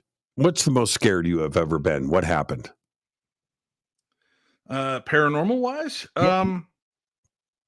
Well, I'll tell you what. Can I tell you kind of a different variation? I want to know when you had the bejesus scared out of you. All right, well, hold tight. This is gonna start one way and go another. Okay. Okay. All right. So, my daughter was diagnosed 4 or 5 years ago with diabetes. Just out of the blue, boom! All of a sudden, she was diabetic, and she was, her blood sugar was through the roof. We got her into the hospital. Everything was fine. About a year later, things went horribly bad one day, and we almost lost her. I've had a lifelong, terrifying fear of death, complete fear of death, my whole life, and losing my grandfather, my grandmother, my mom. Tonight's the 6th anniversary of the loss of my mom. It's just something tough to get over. So I sat there on the precipice of losing my daughter, and suddenly, there was this calmness that washed over me. And I thought, well, if she goes tonight, I'm going to go with her because I'm not going to let her go alone. And that's a few days later, that resonated with me as the scariest moment, because there was something spiritual. I don't know how else to explain it. Something totally and utterly removed my fear of death. And it was this realization and the concept of, oh, no, she's not going to go. She needs her dad. If she goes, I go. And it was like, it was like, oh yeah, I'll pick you up after school. That kind of decision. There was no thought to it. There was no effort. So that, obviously, because I'm a dad and I love my children very much, so that shouldn't be a big surprise. But coming from a guy who's terrified of death, that was something really bizarre to me. And it left kind of an imprint on me, a fearful imprint, because it was like, boy, that was too easy. That was a switch I didn't ever see coming. I don't know if it was something supernatural or just dissociative, that my brain's like, nope, I'm not going to be here. I can't tell you what it was, but there was definitely a shift in who I am. Paradoxically. Right. Do you feel that maybe subconsciously you answered a question that had been, sitting there for a long time, and maybe you just got the relief of having that answered in a subliminal way? Maybe it did. Thankfully, I didn't have to deal with that. My daughter rebounded. It was touch and go all night long, and the doctor said, and if we do get her back, I don't know if there will be permanent brain damage or not. And she made it through with flying colors. Prayers from around the world came pouring in because I went to social media. I'm a big believer in prayer and healing requests, and I've been doing that for 17 years with our shows and my social media. I figure if I've got a format and a forum to do that, I will do what I can to help people. And they've come through for me on numerous occasions. So that was really powerful in many different ways. Frightened, I would say, I hate that I keep going back to it, but it was shocking. There two different moments. One, when I was a kid, it was near Halloween. I was going to my buddy's house. It was 1977-ish. So I was about 10, 11 years old. I'm walking to my friend's house. And as I'm walking by, I look over and there's a ranch style house. This is before we have 20 billion TV channels and 1,000 satellite radio shows. We have 3 TV channels to watch if you're lucky. And people look out their windows at their neighbors, mowing the lawn, raking. And I go walking by and I see inside the house, there's a man just standing there with his arms behind his back, looking out through the window. Nothing innately frightening of that. I take a few more steps and I just glance back, and now he's outside. So somehow he's like transported through his plate glass window, over his sidewalk, over a row of hedges, and now he's standing. Shut up. In the yard. And I remember turning and I thought, oh, I must have just not paid attention, and he was always there, because your brain's always trying to rationalize. Yeah, that's right. So I do one more quick glance, and now he's maybe 10 feet away from me, still standing in the yard looking at me. And my brain starts to catch up. This is not normal. And I start to pick up pace, and my final turnaround, and Jim, he's 2 feet away from me, not huffing, not puffing, not running, not walking, nothing. He's just there. Now, there's nothing innately terrifying about this, because it's not like he was drooling or like the kid from the Grudge movies where he's all janky walking at me, and I didn't even see him move, but it was so disarming that I will be 55 next Tuesday. When I go visit my dad, I drive around the long way to not pass that house, still to this day. Now, the end of that story was, a couple weeks later, I finally broke down and told my buddy about it, because I didn't want to pass the house and I was taking the long way. He's like, why are we going this way? And I told him, and he goes, dude, their dad had a heart attack on Christmas Eve. Their Christmas tree was right in that picture window, and he died right there. And I'm like, get out of here. He goes, he's like, yeah. And we walked over to our friend Dan Ziegars, and he goes, Dan, tell him what happened at the Monroe's house at Christmas. And he goes, oh, their dad dying by the Christmas tree? He didn't hear my story. And he goes, where's the Christmas tree? He goes, right in their picture window. He had a heart attack at Christmas and died. I'm like, holy Christmas. That's crazy. And I saw this guy. There was nothing, like I said, nothing frightening, but it was off-putting because it didn't fit. And my brain could not make sense of what I was seeing. So that was one thing that still impacts me to this day. And again, it's not like he was snarling or growling or glowing red eyes, just unnerved me. And then the other one was when I shot an episode of Ghosted. Wait. We'll come back to that. We'll come back to that. Okay. Sure. Did you ever see him again? Nope. No, I avoided it like the plague. My dad thought it was funny. Here was the one time we drove as adults. My dad drives down the street and then pulls into the guy's driveway. And I'm like, come on, old man. Well, they are out there pulling the siding off the house because they're refurbishing it. Right. As we're there, and they peel the siding off of the house. Underneath the siding, and I have a photograph of this. I've got to go through my phone and find it. There is a creepy gargoyle on the side of the wall underneath the siding wall that they just took down. And my dad goes, what the hell is that? And I'm like, shut up. And he goes, no, seriously. And we looked up, and there's this golem-y looking creature with a long tail adhered to the wall, looking back towards us. And it wasn't a creature. It was a plaque. I don't know what you call it. It was Sculpture of some yeah, it was a sculpture of something, but it was on the wall under the siding. The siding. That's weird. That's weird. So I just avoid it like the plague. It's better for me. I'm just like, you know what? That's that one little nugget. That's the creepy closet for other kids. I never had the creepy closet. I never had the thing that terrified me like that. So that was my moment. Yeah, I like your dad, by the way. Your dad's cool.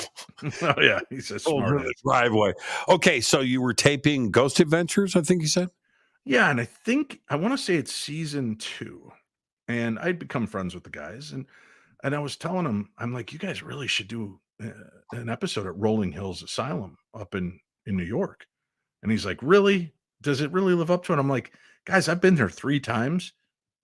I've seen things I cannot wrap my head around. We're down in the bottom level, down that one hall. I'm watching shadow people walk in and out of doors with a large group of people. So this must be one hell of a mass hallucination, as we all stood there watching, and our heads pivoting the same way as we're watching this go on, hearing voices, crazy good EVP. So they go, okay, we want you to come be a guest investigator on this episode with us. I'm like, yeah, let's do this. So they bring me out, and they lived up to their deal. Dude, they had their production team. They bring in all their stuff for them. When the lockdown comes, Sharon Coyle goes out there, locks the door, all the production get in their vehicles, and they leave. And I'm out there by myself in a van in pitch black, no lights. And I can sit there and I'm watching headlamps and flashlights bob around, and they're doing their investigation. And then at one point, okay, bring Sharon back. We want to bring Dave in. So they bring me in. They're super excited, super peppy and pumped up. Now, mind you, this got to be like 2008, 2009, all really young, really psyched. Dave, you're not going to, we saw this, we saw that, we heard this, we did. And I'm like, I've been here, and I'm praying to God, because this is my first real exposure to a paranormal show like this. I had done one episode of Paranormal State, but it was a UFO episode. It wasn't a ghost. I'm praying, don't be fakes. Please don't be fakes. This would break my heart. Of course. And they're so excited, and they're like, let's start upstairs. Okay, so we go marching upstairs. We get upstairs, and everybody's getting ready. And Zach is standing in front of me. Nick is to my left, and he's got his camera slung up on his shoulder. Aaron's off to my right, and he's standing there with his camera. And we're talking, and they're telling me all the things that they've been hearing. And as they're saying it, all of a sudden, above us on the next floor, you hear somebody running full out. And I look up and I go, who the hell's upstairs? And Zach's jaw slacks, and he goes, this is the roof. We're all inside. And I'm like, what? And he goes, dude. So we're sitting there, and we're trying to soak that in, right?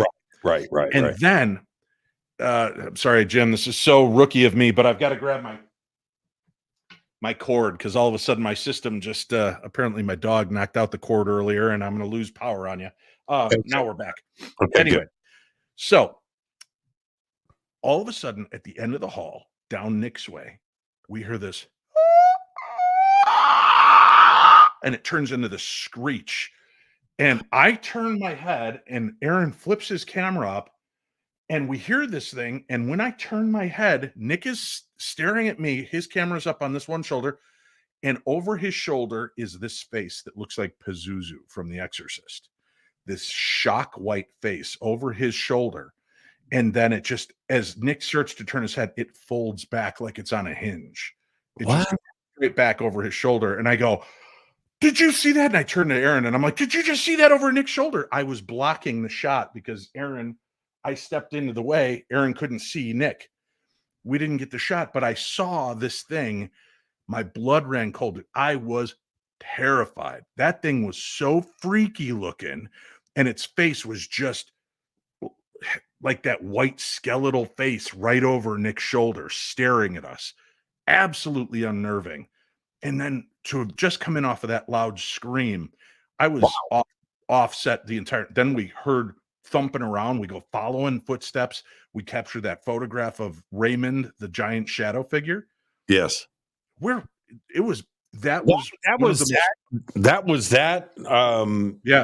trip. Mm-hmm. Yeah, I remember that. Who is the ultimate scared dude? It's got to be Aaron. Nobody. Yeah, Aaron plays it more. He wears. I think we were all effectively freaked out. I didn't hide it well on that episode. They edited it well to make me look like I had my stuff together. But we were all pretty effectively blown out. Aaron's just more expressive about it. Right? Yeah. He's like, whoa, dude, no way. Yeah. And the other guys hold it together better because they're trying to be cool. And Aaron doesn't care. No, Aaron scares me when he gets scared. Yeah. I mean, he's just so animated with it. Did you see the Demon House is being made into a feature film? Yeah, that's what I heard. Yeah. And did you get a chance to visit the house when it was still built? No, I helped behind the scenes.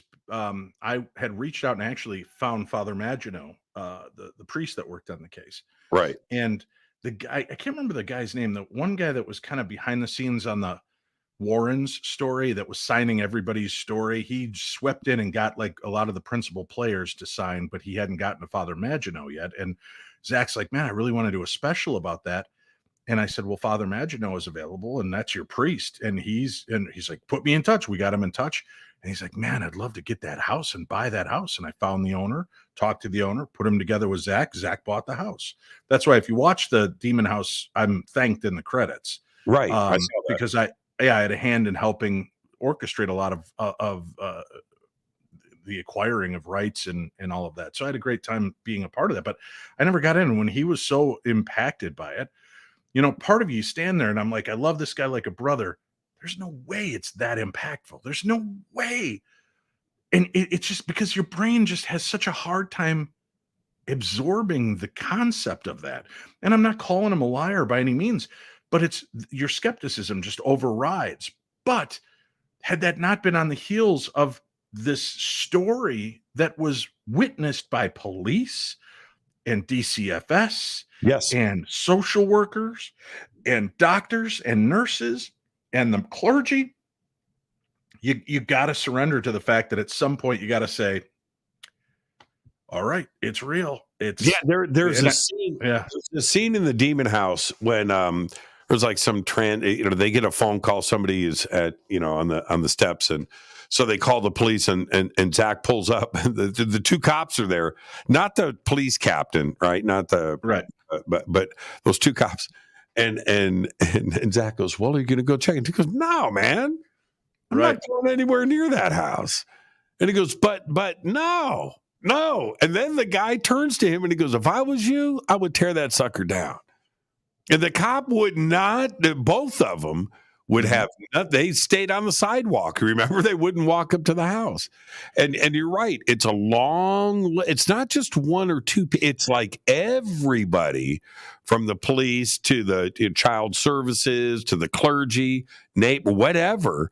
Nobody. They saw the kid run up the wall backwards and do a flip. Yeah. Now, listen, there's a lot of parkour kids that can do crazy stuff. This kid is not one of them. Right. And that he went from a standing position to doing this backflip off the wall. No, thanks. Now, it's funny when you talk about the police, right? Because I've spoken to cops. Cops are some of the most intuitive beings on the planet. They have that sense. They have to have that sense in order to survive, right? So what's fascinating to me is how many have had experiences. And Jimmy, you want a good creeper. I rented a house about 2 blocks from where I live now before I bought this house. I rented that house. We had a lot of weird stuff happen in that house. In our son's room, he did not like sleeping there because of the man in his closet. He would hear laughter coming from under his bed. And we're like, and I'm Darkness Dave, and I'm still dismissing this kid's claims. I'm like, you're just hallucinating. Go back to sleep. So finally, it got so bad, we literally had to move him down in the basement with his brothers. And then I used that room as my studio. And we would hear things. And there was one time I'm in the kitchen, and it was a split level, and there's a living room that overlooks the dining room and kitchen. And I'm in the kitchen, and I open up the cabinet to get something. My wife is sitting on the couch, and very clearly we hear a man speak in between us. And I stop and I go, what? She goes, wasn't that you? And I go, no. She goes, don't screw with me. I'm like, that wasn't me. And we heard it. It was right in between the two of us, direct voice phenomena. We would hear voices in the basement where the boys lived. Then there was another sub basement where the laundry was. We would be down there putting kids to bed, and all of a sudden you'd stop at the top of the stairs. We could hear conversation going on in the basement, and you'd go walking down there and there's nobody there. Very weird stuff. So we buy a house 2 blocks away. This nice little house comes up for sale. Let's buy it. We clear out the entire house. The only room that's still intact is my studio. And it's my last night in the house. And I'm doing Midnight in the Desert. And all right, we'll be back tomorrow with more of the best in anomalous talk radio. I'm Dave Schrader. This is Midnight in the Desert. I turn off my microphone and say goodnight to Keith and hang up my headphones. And all of a sudden I hear footsteps walking around in the house. And I'm like, oh, crap, somebody broke in because they saw that we're moving. So I go over and I'm listening, and I could hear somebody walking around. I go back in and I go into my son's closet and I call 911. I'm like, send somebody. There's somebody in my house. Cops were there like in 30 seconds. It was insane. And they're like, how are we going to get in? And I'm like, okay, the key code is this for the garage. And they punch it in and the garage goes up. And I'm waiting to hear boom, boom, boom, boom, boom, boom, as somebody tries to take off. Nothing. The cops walk in, do a sweep. I hear, Mr. Schrader? Yeah? And I come out of the closet. They come out of into the room. And they're like, Mr. Schrader, we just did a complete sweep. All the windows, all the doors are locked from the inside. Are you sure you heard? I'm like, yeah. Are you sure it wasn't one of your kids that came over? I'm like, no. And they're like, well, it might just be the house settling. And then all of a sudden you start hearing footsteps and the two cops put their fingers up and they're like, shh. And they draw their guns and they tell me, shh, be quiet. Stay in here. And I walk and they shut the door and they walk through the whole house. The two of them come back up, they open the door and they go, we're getting out of here. All three of us. Let's go. Let's go. And I'm like, is there somebody here? They're like, no, let's go. So we got out. They're like, don't come back here tonight. Come back when it's light and then take your stuff out of this house. Was that the last show you did there? That was it? That was the last show I did live from that studio. Yeah, from that studio. Yeah. I remember you. It was a couple of days later. You told me the story. We were talking on the phone, and you were still a little bit freaked out then. Yes. Because when cops, it's one thing, Jimmy, when I go out to hunt and investigate, it's another when there's something in my house and two cops pull their guns and go, shh, I'll be right back. And then they come in and they go, let's get out of here. Because they're in the room. They could hear the footsteps around them, but there's nothing there. We're tipping out. Let's go. Red team go. Red team go. Yeah, I don't think that's good advice. You want me to stay here? Can I go with you guys? No, that's what they said. We're all going. No, I was the first time when they heard the footsteps and they went out to check it out, and they're telling you to stay there. I'm like, no, because I'm going to go with somebody. Maybe somebody hid in a closet, some little panel they didn't know about, and they've got to protect me first. So they're going to draw guns, go out, find who's in the house now. Sure. They do that sweep and there's nobody there. And then they're standing in the kitchen and they start hearing it walk around them. That's when they're like, boom, let's go. Let's go. Not me, man. I'm going with the cops. Let's take our break right here. This is Fade to Black. Our guest tonight, the one and only Dave Schrader. We're talking about our spooky world. More when we come back after this short break with Schrader Night. I'm your host, Jimmy Church. This is Fade to Black. Stay with us.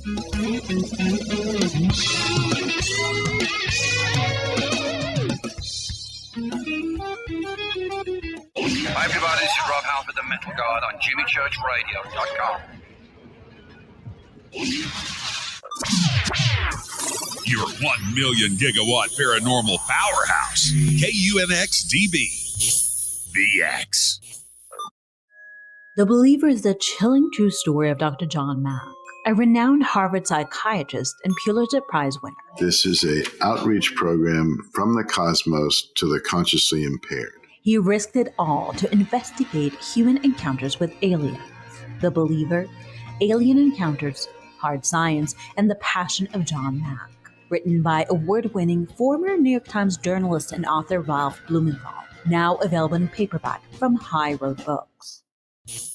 Are you ready to read about true paranormal events? Unex Media publishes nonfiction books about UFOs, ghosts and haunted places, time anomalies, cryptid creatures, and more. Just like KUNX-DB Radio, it's all about unexplained phenomena. Visit www.unxmedia.com to see our list of great book titles by Debbie Ziegelmeyer, Gene Walker, Devin Listrom, Wayne Lawrence, Bill Spicer, and yours truly, Margie Kay. That's unxmedia.com.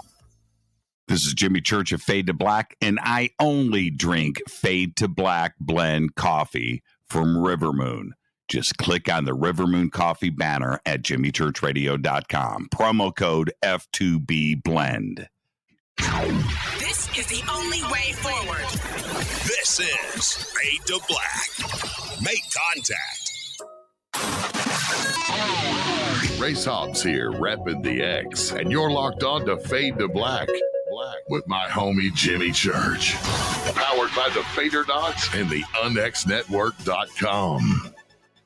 I'll be the host and MC once again this year for the 2023 Conscious Life Expo, February 10th through the 13th at the LAX Hilton in Los Angeles, California. This is a 4-day live event featuring hundreds of speakers, exhibitors, and not-to-miss special events. Check this out. Linda Moulton Howe, Bashar, Deborah King, Daniel Sheehan, George Norrie, David Wolf, Sean Stone, Danny Brinkley, Susan Slaughter, the Leo King, David Palmer, Scott Walter, and another 200 inspirational speakers. Special events include a disclosure lunch with me, Expo's Got Talent, hosted by me, a seance with Susan Slaughter, the George Norrie Forum, and the Leo King is going to DJ at a dance party. Over 200 exhibitors, over 200 speakers. It's the biggest event of the year. Tickets are on sale now at ConsciousLifeExpo.com. For everything you need, info, tickets, schedule, and speakers, please visit ConsciousLifeExpo.com. Go back, Lee Tappy.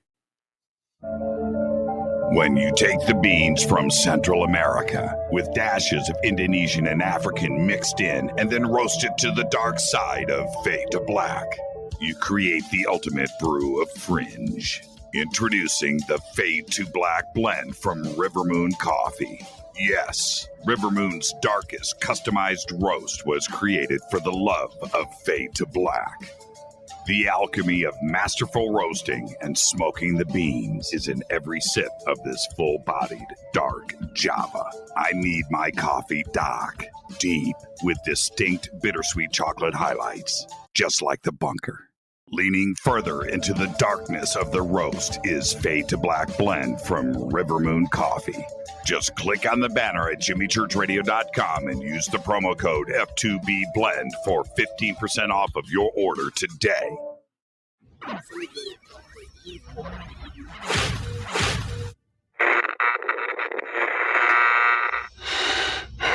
You want to know a secret? I love ponies. I really love ponies. I'm serious. I couldn't stay sane without ponies to brush. Why Fade to Black? Because you never got that pony, damn it. This is Fade to Black with Jimmy Church on the Game Changer Radio Network.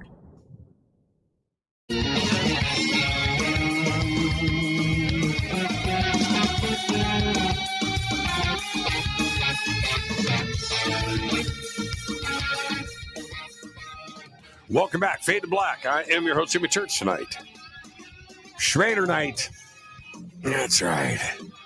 Dave Schrader is with us. We're talking about our spooky world.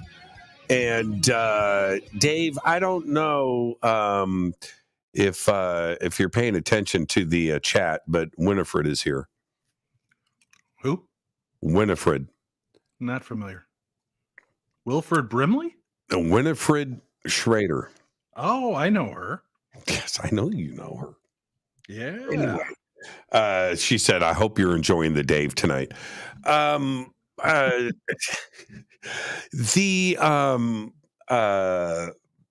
video game Silent Hill.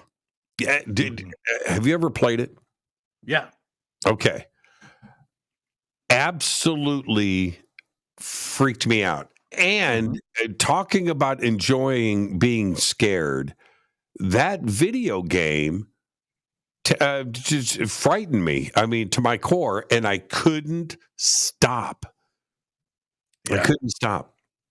You know, playing that game, you're right, it gets into your head. There was that and Nightmare Creatures were the two that messed with me. But then the one game, I got the Alien trilogy game.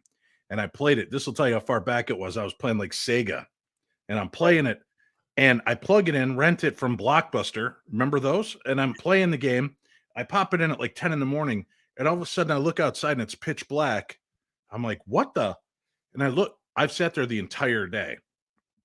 I put it down. I'm like, this is ridiculous. I lost myself in that game for over 12 hours. I go into the kitchen. I'm going to wash off a plate to eat off of. And a brown leaf skitters out on the sidewalk, and I jump back and scream because I thought it was one of the face huggers. And that was it, dude. I put away video games at that point. I don't. I play Pokemon Go with my kids and wife, and that's about the extent of it. It's Nothing silent. more. Yeah. I'm with you on a couple of video games really sucked me in and consumed me. And Silent Hill 1, 2, 3, whatever, I did the what do they call it? I did the trilogy or what have you. And I couldn't stop. The movies were horrible. And the only thing about the movie, okay, so here's the thing. You know what frightened me the most, aside from the balloon clowns in the subway, that was really messed up in Silent Hill. The music. You would hear that music start and the thing, and it was just so well done. It was so well done. Mm-hmm. Yeah, Resident Evil did the same thing to me. That's why I had to quit, because I saw myself falling into that universe. And you get done and you're like, did I just hear something? And when it starts affecting your reality, I realize this is not the world for me. I keep going back to situations like this where you get drawn in, and then something like you get away from the video games, and then you go and you watch like American Horror Story, where and I don't know if you're a fan of the franchise, but it is so well written to effectively scare you and get into your psyche that you need more of it, and you need more, I'm just going to say the writing and the creativity of Ryan Murphy to get to that dark part of our minds. I mean, some of it is really, it's perverse is the right word, not in a sexual way, in a twisted, demented sort of way, that he is able to go right where you don't think he's going to go, and he does, and then you want more. I've never been a fan of the American Horror Story serials. I just felt that they didn't resonate with me. The Conjuring, the first Conjuring movie did, though. The first one got into my head. It was creepy. The movie Sinister, that one really unnerved me. Really, that was a good head screw for a horror movie and paranormal theme. So I like when you can engage the consciousness, but you do have to be careful, because, as you said, you start getting into that addiction and you want more, and they have to amp it up in order to get you to that place. And that's where it starts when you start becoming numb to it, it's a little bothersome for me, and that's what I kind of felt like with my experience with American Horror Story, was that they were just hitting over the top. Instead of telling me good stories, they were just trying to outdo the creep factor from the last time. So, but I'm not besmirching it. I mean, everybody's got their different vibe that they dig.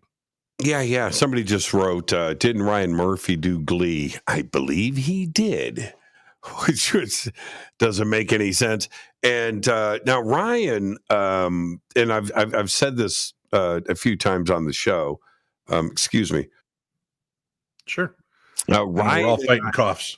Yeah. Ryan and I, we went to high school together. Now, we were 2 grades apart. I was a senior; he was a sophomore. But my point being, I know the neighborhood, I know the high school, I know, the thing. I don't know what happened where he went. I didn't get all twisted, man. He got twisted up. I mean, his ability to write that kind of horror, I'm just very impressed with it. But none of my friends, in our group, right, our friends, nobody went off the deep end, man. But Ryan did. He's in a dark place, and he's able to write it. Right. Well, that's his vent port, right? He must, listen, I was bullied mercilessly as a child, broke my spirit, broke my will. I think maybe that's why I am so fascinated by the paranormal realm, because I feel like, of all places, this is a thing I've got a little bit more control in. I allow the scares. I allow myself into these situations. I know that sounds weird, but I kind of feel like that's more controllable for me, if that makes sense. Well, okay, and then here's the twist, and this is when it comes to true crime. Lately, and I'm going to say in the last year or so, I am thoroughly into the true crime documentaries. And some of them are really well done now. I mean, where they find these cases and get into it, but it's the true aspect to it where that to me is as frightening and as disturbing as some crazy science fiction, right? Some kind of horror fiction. The true crime stuff, it affects the same part of our head, doesn't it? Right. It's that fear factor. I had to step away. I did True Crime Tuesday for a little over 10 years. I remember, yeah. I had to step away. It just got too dark because it was, the darkness in humanity. But to face it every week, just hearing these stories was too much. Tomorrow will be the 27th anniversary. I hate saying anniversary. That sounds like a merry thing. 27th remembrance of the day that my friend Deb and two of her children lost their lives to 3 horrific animals in the Chicagoland area. And I was fascinated by true crime because of that, because I wanted to understand what goes on in a human brain, that this is okay. That you thought, not only did you think it was a good idea to pretend you're pregnant for 9 months so that you could go in and steal this woman's unborn child and kill her and her children, but you got your boyfriend and his cousin to go along with it. I wanted to dive into that realm to understand it.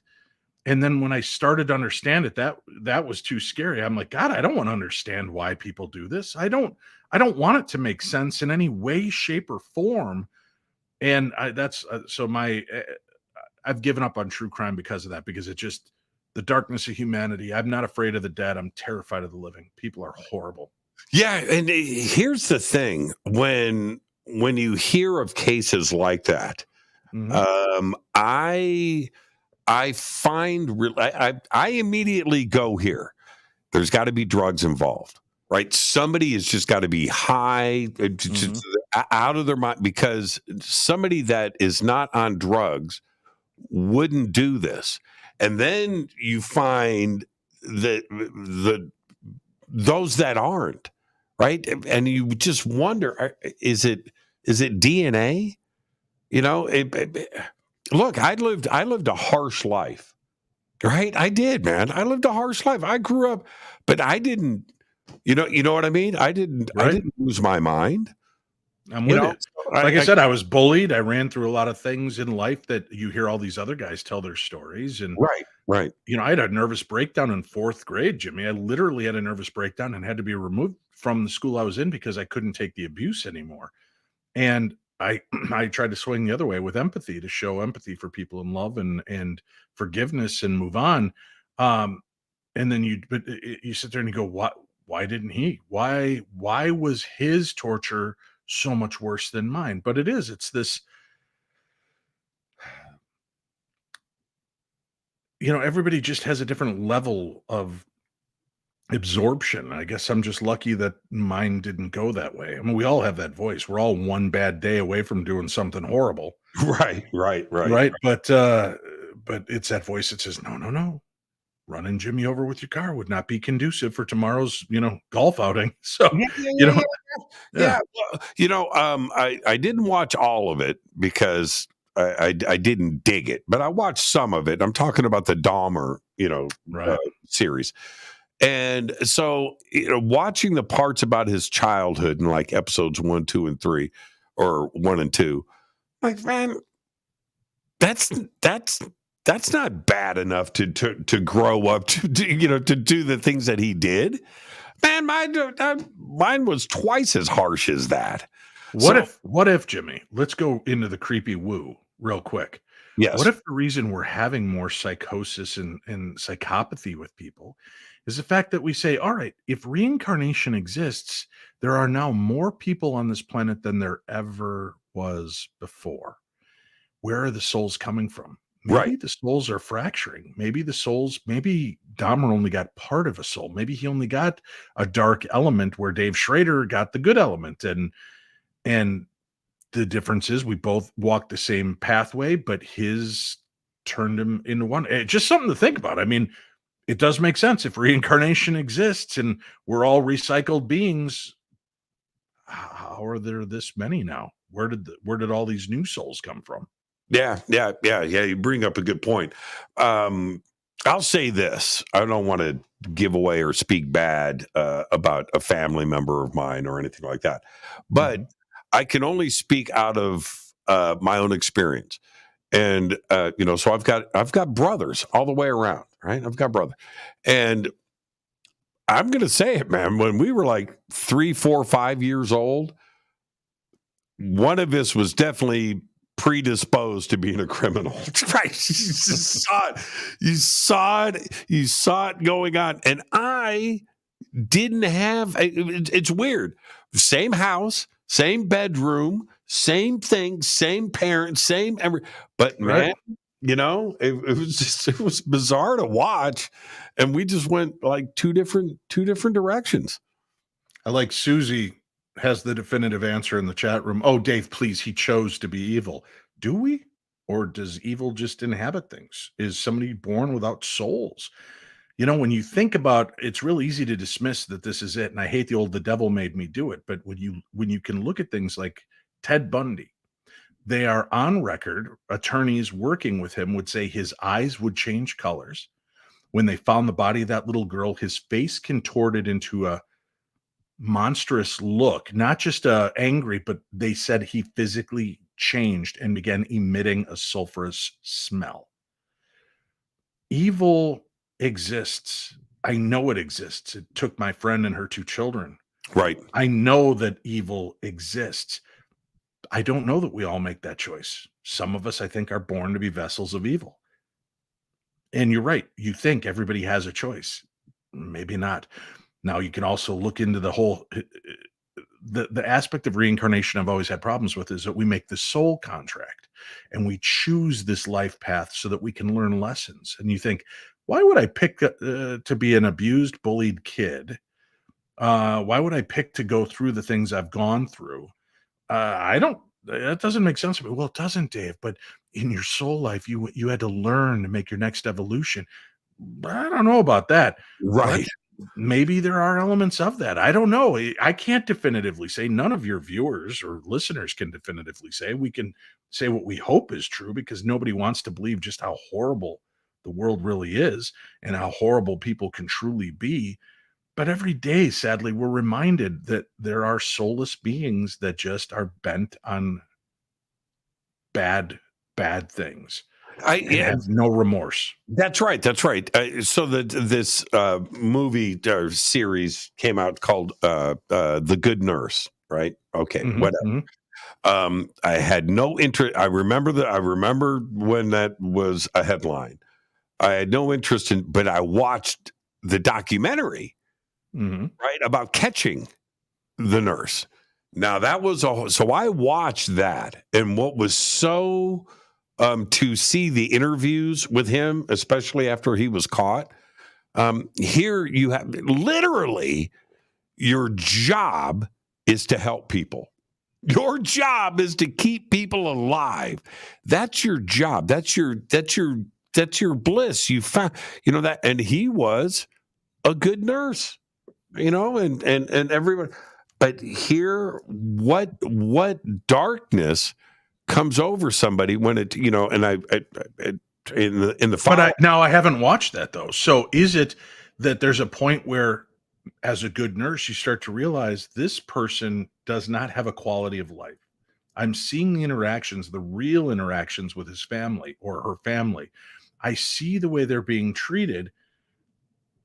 Compassionately, I could end this person's life and end their suffering and end the horrific nature of what people are doing to them. Maybe there's those elements, and every villain is the hero of their own story, right? Sure, absolutely. Yeah. And so then he was caught with 40 deaths. Okay. it's suspected that he may have been involved with between 400 and 600. So at what point is it compassion, right? Right. And is it just compulsive? That there's just you are doing this for sport. Because there was another, and I'm saying this without any jest at all. He said that he went and had a row of plasma bags, insulin. Plasma, and he's injecting all of them with plasma, insulin. And which obviously blood sugar, boom, kills you, it throws you into a coma, you're dead. That's random. So he's not specifically picking a person. These nurses are coming in. They need a bag of plasma. They pull it down. They're walking down the hall. He doesn't know who's about to get killed, right? That just blew my and how much of this went on. And these hospitals, over and over again, Dave, were thinking that the labs were screwing up, that their equipment was messed up, that the blood sugar levels were things. And, and they're looking in the other direction, trying to figure this out with a logistical, pragmatic mindset, right? There's got to be faulty equipment. It's this, it's that. Meanwhile, it's a guy just injecting bags of plasma with insulin. Wow. That's a twisted. I don't know. Right. Yeah. And here's the deal. Do you want to figure it out? Do you want to know why? Do you really want to get into the head where it makes sense to you at some point? We all want to, just because we have that want and desire to put everything into a perfect little compartmentalized thing. This is what it is. This is what it means. This is what it looks like. Fact is, that's why zombie movies are so effective. That's why Romero tapped into something, because it could be your son, your mother, your wife, your husband, your neighbor, people that you just had barbecue with yesterday. The monster is anywhere and could be anywhere at any given time. That's terrifying. That's a terrifying part. You're going to a hospital to get well, and then the monster is an RN on your floor. Yeah. Holy crap, that's a nightmare. That's. No, I went to school with a guy who got pissed off at his parents, murdered his parents, had a big party at the house while the parents are dead in the bedroom. There's jackets laying on he'd grab the jackets and throw them in the room, and then he'd go in and get them for people, and they're all having a big party. Where are your parents? Oh, they're gone. They don't care. What? And he murdered his family. And you just he's at the party just being himself, and everybody's like, oh, you're the best. And you knew him. Yeah. You weren't at the party, were you? No. He was a couple years younger than me. Okay. Yeah, but we went to the same babysitter growing up. Yeah, and sometimes you can, he was always a little bit of an off kid, but who am I to judge? We all have idiosyncrasies, but that's a different kind of off that I'm going to murder somebody and then I'm going to invite everybody over to have a party and just act like nothing got to me. There's something wrong with humanity. We're in a world right now that's really scary because we don't know where the enemy's coming from next. And that's a scary place to be. Yeah, when you have the crazy uncle that tells a story about the guy that escaped from the insane asylum and the hook was in the car in the door handle, and what, right? And then you hear the story about the so earlier today, right? Criminally insane inmate has escaped and is now right, and the manhunt is on, and that's the thing. You just never know. You absolutely don't. I was driving. I told this a couple of weeks ago. I had to drive, so I'm driving across the desert, and I was driving to Palm Springs, and as I'm coming around the corner, and I see this sign. It said, "Do not pick up hitchhikers. Prison." right? I thought, wow, that's a crazy sign. I wonder how close the prison is. And I round the corner, and it's right here. It's a federal prison. It's right there on the free, right behind the prison. The wall, the guard towers is a subdivision. Our houses, right? Well, yeah. It all came flooding. I was just like, why would you live there? We're all within a bit, but now you don't even have to be. You can be in the most secure area, and it doesn't matter. You've got a man who decides he's done with his wife, and instead of divorcing her, he'd rather kill her. And that makes sense to him. He wants to have a different life, and his pregnant wife doesn't fit into the story, and he kills her and dumps the body out in the water, and comes back and burns her mattress and does all, and just wants to go about life as normal. It's just I don't know, man. It's a dark, dark, dark world. We're 60. I think I just read today 65 school shootings this year. I don't get it. I think we've all been desensitized. Yeah.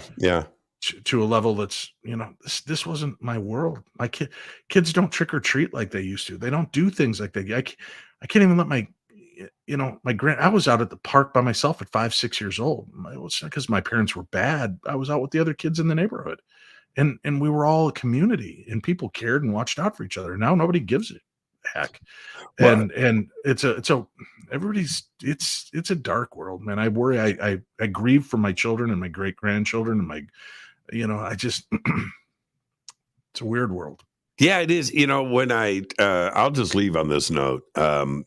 When I hear the argument, it's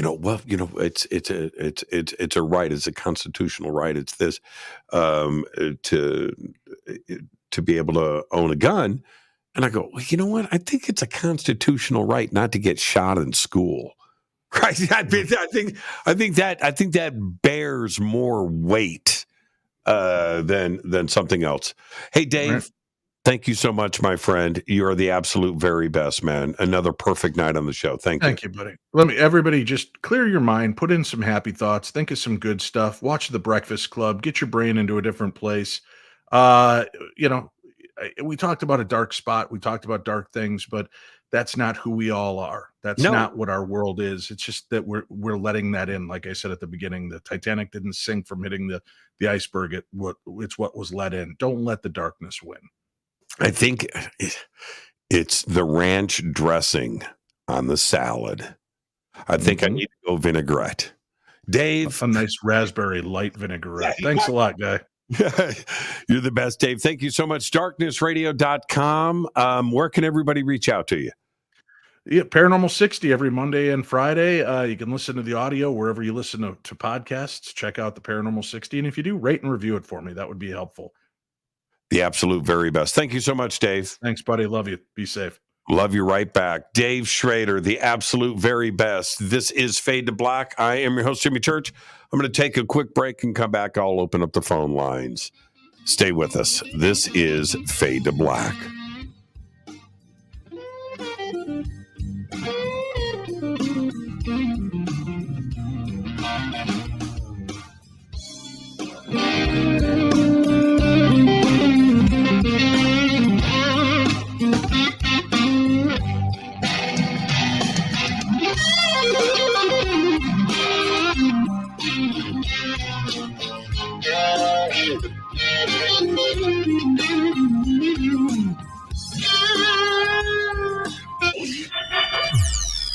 You're listening to Jimmy Church and Fade to Black on the X.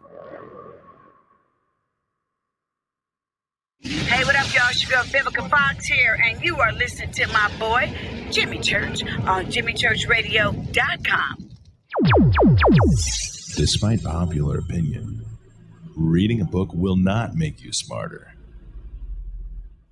But listening to Jimmy Church will.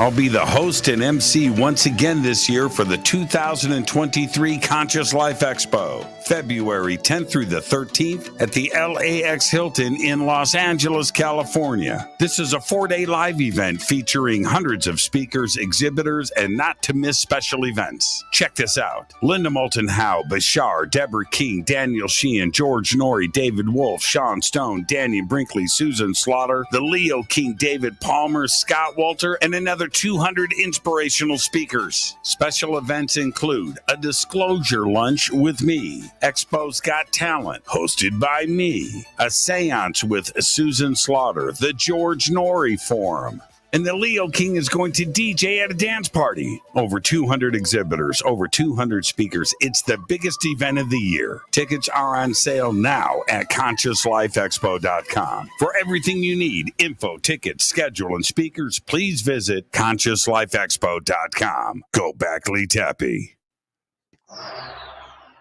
This is Billy Carson, founder and CEO of ForbiddenKnowledge.tv. ForbiddenKnowledge.tv is the fastest growing and one of the most watched networks in the world. And I would like to personally invite you to check out our expanding library of TV, film, lectures, and special presentations. ForbiddenKnowledge.tv has over 6,000 videos covering lost history, health, UFOs, spirituality, and our future. We are committed to our community, and with my personal invitation, you can right now get your own free 30-day membership at ForbiddenKnowledge.tv. Your own library of information starts today at ForbiddenKnowledge.tv. Your 1 million gigawatt paranormal powerhouse, KUNX-DB, The X. Are you ready to read about true paranormal events? Unex Media publishes nonfiction books about UFOs, ghosts and haunted places, time anomalies, cryptid creatures, and more. Just like KUNX-DB Radio, it's all about unexplained phenomena. Visit www.unxmedia.com to see our list of great book titles by Debbie Ziegelmeyer, Gene Walker, Devin Listrom, Wayne Lawrence, Bill Spicer, and yours truly, Margie Kay. That's unxmedia.com.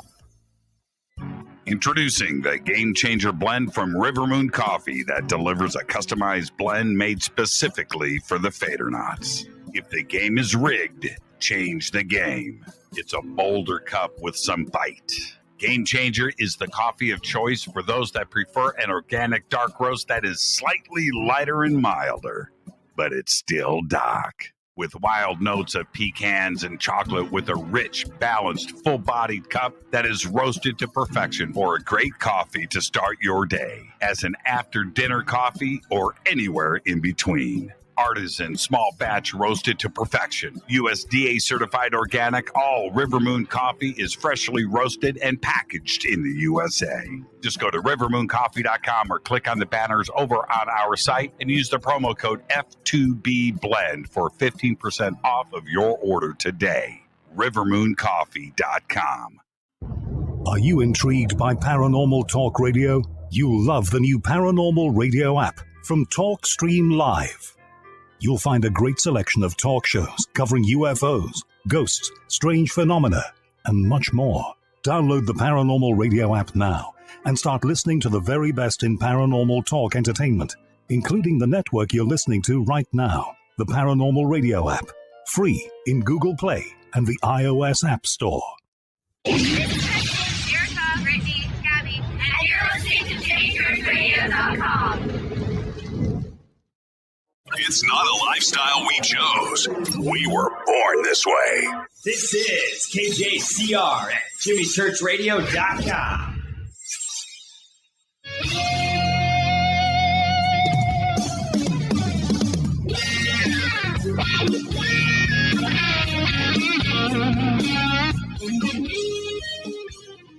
Welcome back. Fade to Black. I'm your host, Jimmy Church. Thank you, Dave Schrader. Schrader Night here on Fade to Black. The absolute very best. I've opened up the phone lines, 818-921-6929. Yeah, our spooky world, man. It's a spooky place. It's a spooky place. Let's go to the phones. Hi, you're live on Fade to Black. Who's calling? Hey, Jimmy, it's Android. How's it going? It's who? Android. Hey, Andrew. How you doing, man? What's going on? Android. Oh, Android. Yeah. Android. Where you Yeah, calling? yeah. You said that was easier last time. Android purity. Yeah, there you go, man. Yeah, Where yeah. are you calling from, Android? Calling from northern Maryland, not far from Gettysburg. Okay, fair enough. Fair enough. What's Yeah. on your mind, man? Yeah. I called a couple weeks ago about the the light in the backyard. But I think you and Dave are onto something there. I think there are some people that are predisposed to just some sort of evilness or just, wrong thinking or something because, man, let me tell you, my girlfriend, she works in the mental health department in state prisons, and people in there are tripping balls with no drugs. And the stuff I hear from there, it blows my mind, honestly. Well, you bring up a good point, though, and Dave, I think it's a mix. Android, I think it's a mix. Some of it is learned, right? Some Yeah. of it is the Sure. way that you're brought up. Maybe you did have an abusive parental situation. Maybe there's that. Maybe you witnessed something that tipped you into a strange way. Maybe some of it is desire. Maybe some of it is chemically induced. Maybe some of it is just a chemical imbalance somewhere Yeah. in your head. I don't Yeah. think it's any one specific thing. And then there could be something supernatural about it, right? Yeah. Demonic possession. Did you see the Demon House after I talked about it? Did you watch it? No, I haven't seen that. I plan to see. I know it's on Discovery Plus. Me and my girlfriend trying to get there, but I'm just not got around to it yet. Yeah, I don't think it was Discovery Plus. I think I got it on. I think it was Amazon, either Amazon or Netflix. I don't think I paid for it. I don't think I think it was free. But when you see something like that, all right. Now here's the thing. I'm glad you brought this up. I don't know how old you are, but in 1972 or so, I was 9. The Exorcist comes out as a movie, right? Yeah, it was before my time. Yeah, A little before. I get that. That's fair enough. Fair enough. So when The Exorcist comes out, and it was a hit film, and everything else, but suddenly you saw on the front page of newspapers all across the country people that are possessed. Right? Yeah. Suddenly everybody's getting exorcised. Suddenly everybody's got a demon in their house. Suddenly, everybody's heads are turning around and, get out, and all it was now, is that socially induced? Or did we have a demonic rise from hell, right? Where demons were all over the country. And now were these people that had a psychosis anyway? That right? I don't know. What do you think? Well, I think you're onto something there. I saw a documentary on that movie. Didn't they release it like a week before Christmas, and I saw they were interviewing people in line for it and after it, and some people were coming out because they couldn't stay for the whole movie, and people were like freaked out, and I was just like, man, this really affected people back then. I guess people weren't used to that kind of thing back then. So I think you're definitely onto something there. Did you see The Exorcist? Have you seen it? I've seen parts of it. I haven't seen it all the way through. Okay. It's worth the watch. And I'll tell you why it's worth the watch. First off, it's shot on film. It's not digital, right? So you get that quality, that washed outness, that thing that only film brings you, number one. Two, the story itself is amazing. The book is amazing, and the way that it was brought to film, amazing. It's really, really, really well done. Linda Blair, and she's just a little girl, right? And for her to play this role in a very convincing way. So the film, as far as I guess you can call it a horror film. It's a religious film. It's a horror film. It will affect you. Now, for a film like that to be that creative, and there was another movie that came out at the same time, Rosemary's Baby. So you had these two devil films, come out back to back that were really well done. But anyway, so back to this. Because of the timing of this in 1972, it was so well done, it affected people. People were running out of the theaters. People were screaming, and it was a film that today I think it stands on its own. I go back and watch it every once in a while. It's so well done. It's a great ending too. Yeah, it's definitely known as a classic for sure. Yeah, I got to get around to it. I got to check it out for sure. What about Rosemary's Baby? No, I haven't seen that one as well either. Oh man, Android, man, you gotta get on your game. Listen, I saw The Conjuring about a year ago. Finally got around to that one. Okay. Well, okay. That's a horror film. All right. Yeah. But no, the difference with The Exorcist and Rosemary's Baby, this is these are art films. Okay, it's art. It's art. It's not now what happened. So look, man, Rosemary's Baby, you have a 2-hour film where 90 minutes of it, right? An hour and a half, you don't see anything. No. This is just right. And it's only the last, man, I'm going to say probably the last 15 minutes of the film, maybe, where things break loose. And that's the setup. It's an art film, 100%. 100%. Doesn't that kind of how like Blair Witch follows that kind of theme, right? Rosemary's Baby, you need to just go and watch it, okay? But the thing is, Rosemary's Baby is a husband and wife that live in New York City, move into an apartment building, and people in this apartment building aren't what they seem, but they don't know that yet. And they're just gotten married and thing, and they want to have a baby, and so that's what the film is about. Right. I see, okay. And so that's now what happens in the end and everything else. That's the buildup. But it's a powerful film, man. It's John Cassavetes. Oh man, Mia Farrow. Oof, man. You're hyping me up for this. I really got to check it out now. Yeah. It's really well done. I remember when I saw Rosemary's Baby for the first time. I didn't see it when it came out. I was too young, but I ended up seeing it on videotape later. That film messed with me so much because John Cassavetes, such a great actor, Mia Farrow, the way that it plays through. How do I say this? I'm going to say this in the right way.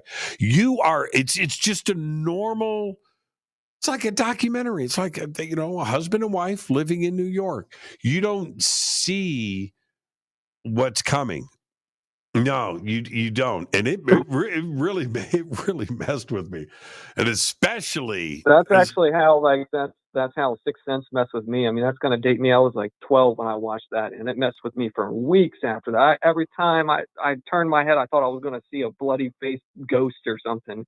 I mean, it was terrifying. Yeah. Well, see, that's such a great point. That's why Rosemary's Baby is so frigging scary. And especially because you don't see anything scary until the last, 10 minutes of the movie, the last 5 minutes of the movie. That's it. After you see the movie and you see the characters and the doctor and everybody that's around them, that's part of this. I don't want to give it away because you need to watch it, but I'll just say like a cult. Sure. It's a cult. When you go back and watch the movie a second time, and you see how it's all set up, and you see the characters. Oh man, it's a great movie, man. No Yeah, doubt there's about little it. hints you don't pick up on the first time, basically. Oh no, not at all.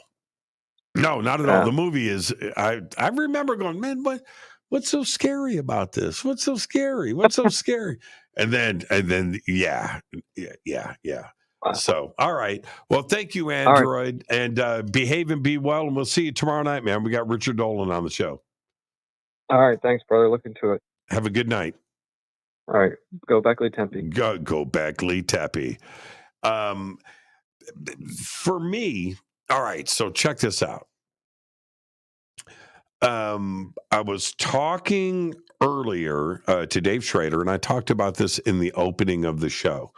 We hear so much about, sleep paralysis, and I believe that I had an experience with it one time. I've talked about it before. Now I want to back up.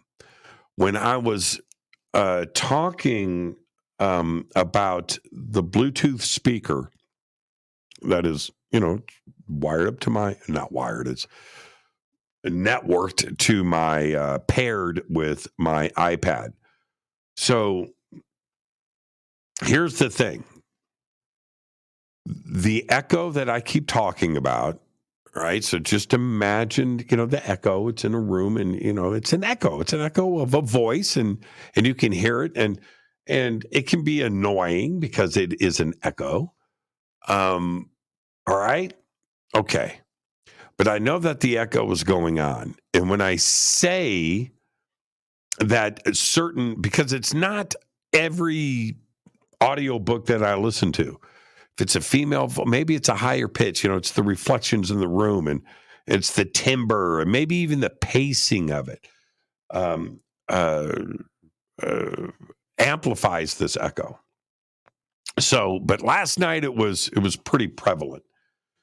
And so as I fall asleep last night, now going back to like sleep paralysis, okay? So when this echo, and I'm dreaming this, it's kind of like a lucid dream. I'm aware that I'm dreaming. And I hear the echo. I'm listening to the echo in my dream. And the echo then is no longer an echo. It's now its own conversation. I don't hear the echo anymore.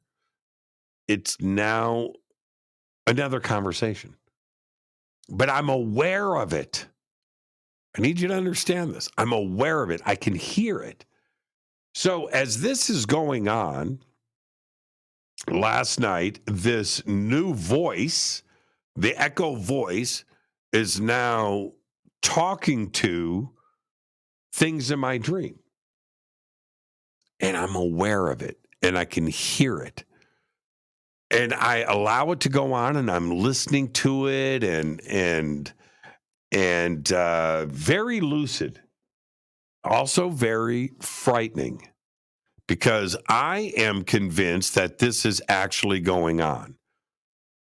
So what was so frightening to me was when I woke up intentionally, by the way, snapped out of this dream, and it was kind of like a sleep paralysis moment. Now, in sleep paralysis, you wake up and you can't move. There's reasons for that. Your body is shut down and it needs time to turn back on. And there's been lots of medical research that what causes sleep paralysis, and I think it's a very real thing. All right, so when you come out and you can't move, okay. So I was kind of in that moment. Now I could move. It's not the point, but the point is when I came out of the dream, I could still hear the echo carrying on a separate conversation from the real voice. Now, I was listening to it, and that was the frightening part. where I'm in this lucid dream. I know that I'm dreaming. I can hear this. When I came out of the dream, which I did intentionally, I could hear the voice that was separate from the echo.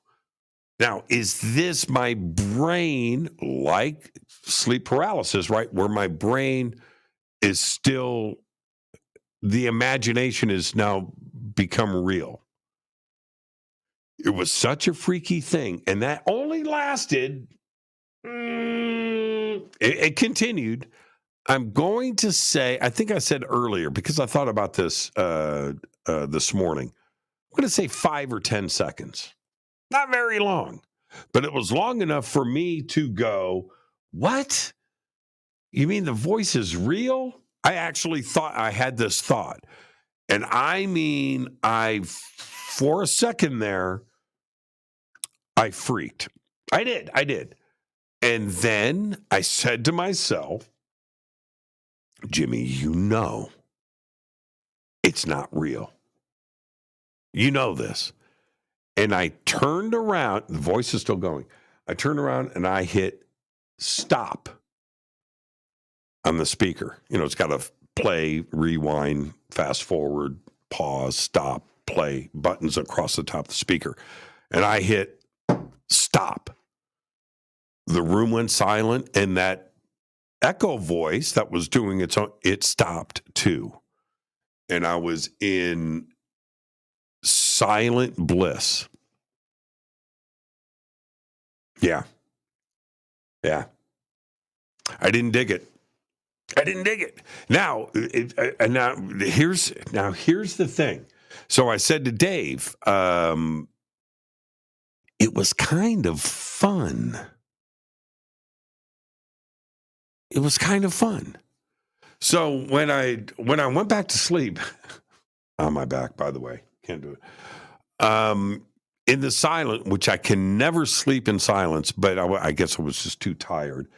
I went back to sleep, and when I woke up this morning, I remembered everything.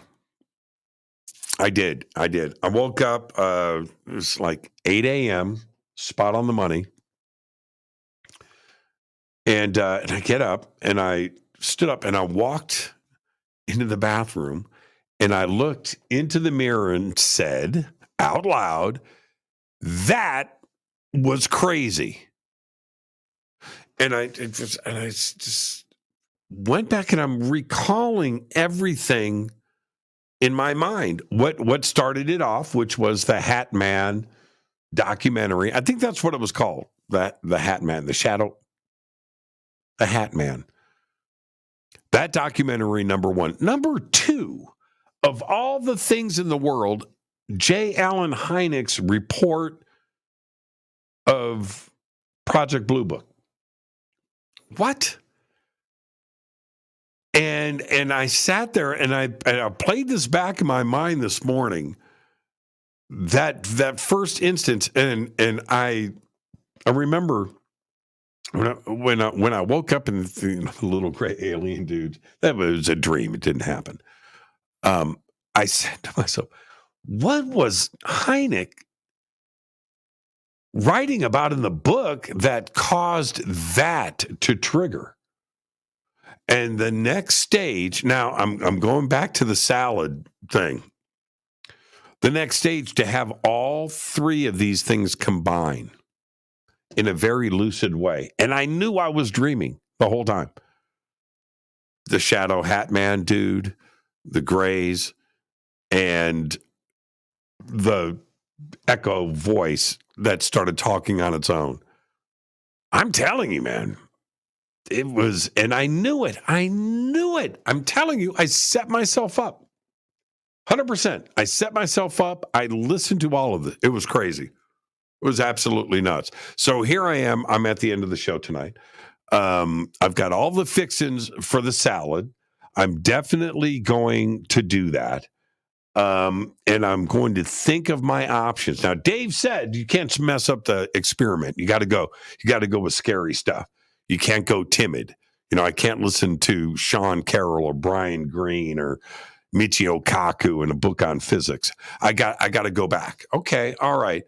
I'm going to think about that, but I'm definitely going to do the salad. I'm going to think about what I'm going to watch. I'm going to do this in stages, and I'm going to go back and listen to an audiobook, and I'm going to see what's going to happen. I set myself up for it last night, and it was a lot of fun. So I'm going to do the same thing. Tomorrow night, here on Fade to Black, our guest is Richard Dolan, and we are going to be talking about the delay that is going on right now with the UAP report. I heard some chatter today that the classified version has been delivered to Congress. Okay, we'll find out about that tomorrow night. We'll see what Richard has to say. Why the delay? What's going on? Fade to Black is produced by Hilton J. Palm, Renee, Dennis, and Kevin. Announcers are Steve Harder, Gene Vito, and Mark D. Kovar. Webmasters Drew the Geek. Music, Doug Aldrich. Intro, Spaceboy, spaceboymusic.com. Fade to Black is produced by KJCR for the Game Changer Network, and this broadcast is owned and copyrighted 2022 by Fade to Black and the Game Changer Network, Inc. It cannot be rebroadcast, downloaded, copied, or used anywhere in the known universe without written permission from Fade to Black or the Game Changer Network. I'm your host, Jimmy Church. Until tomorrow night with Richard Dolan, I want everybody to be safe. Go Beckley Tappy.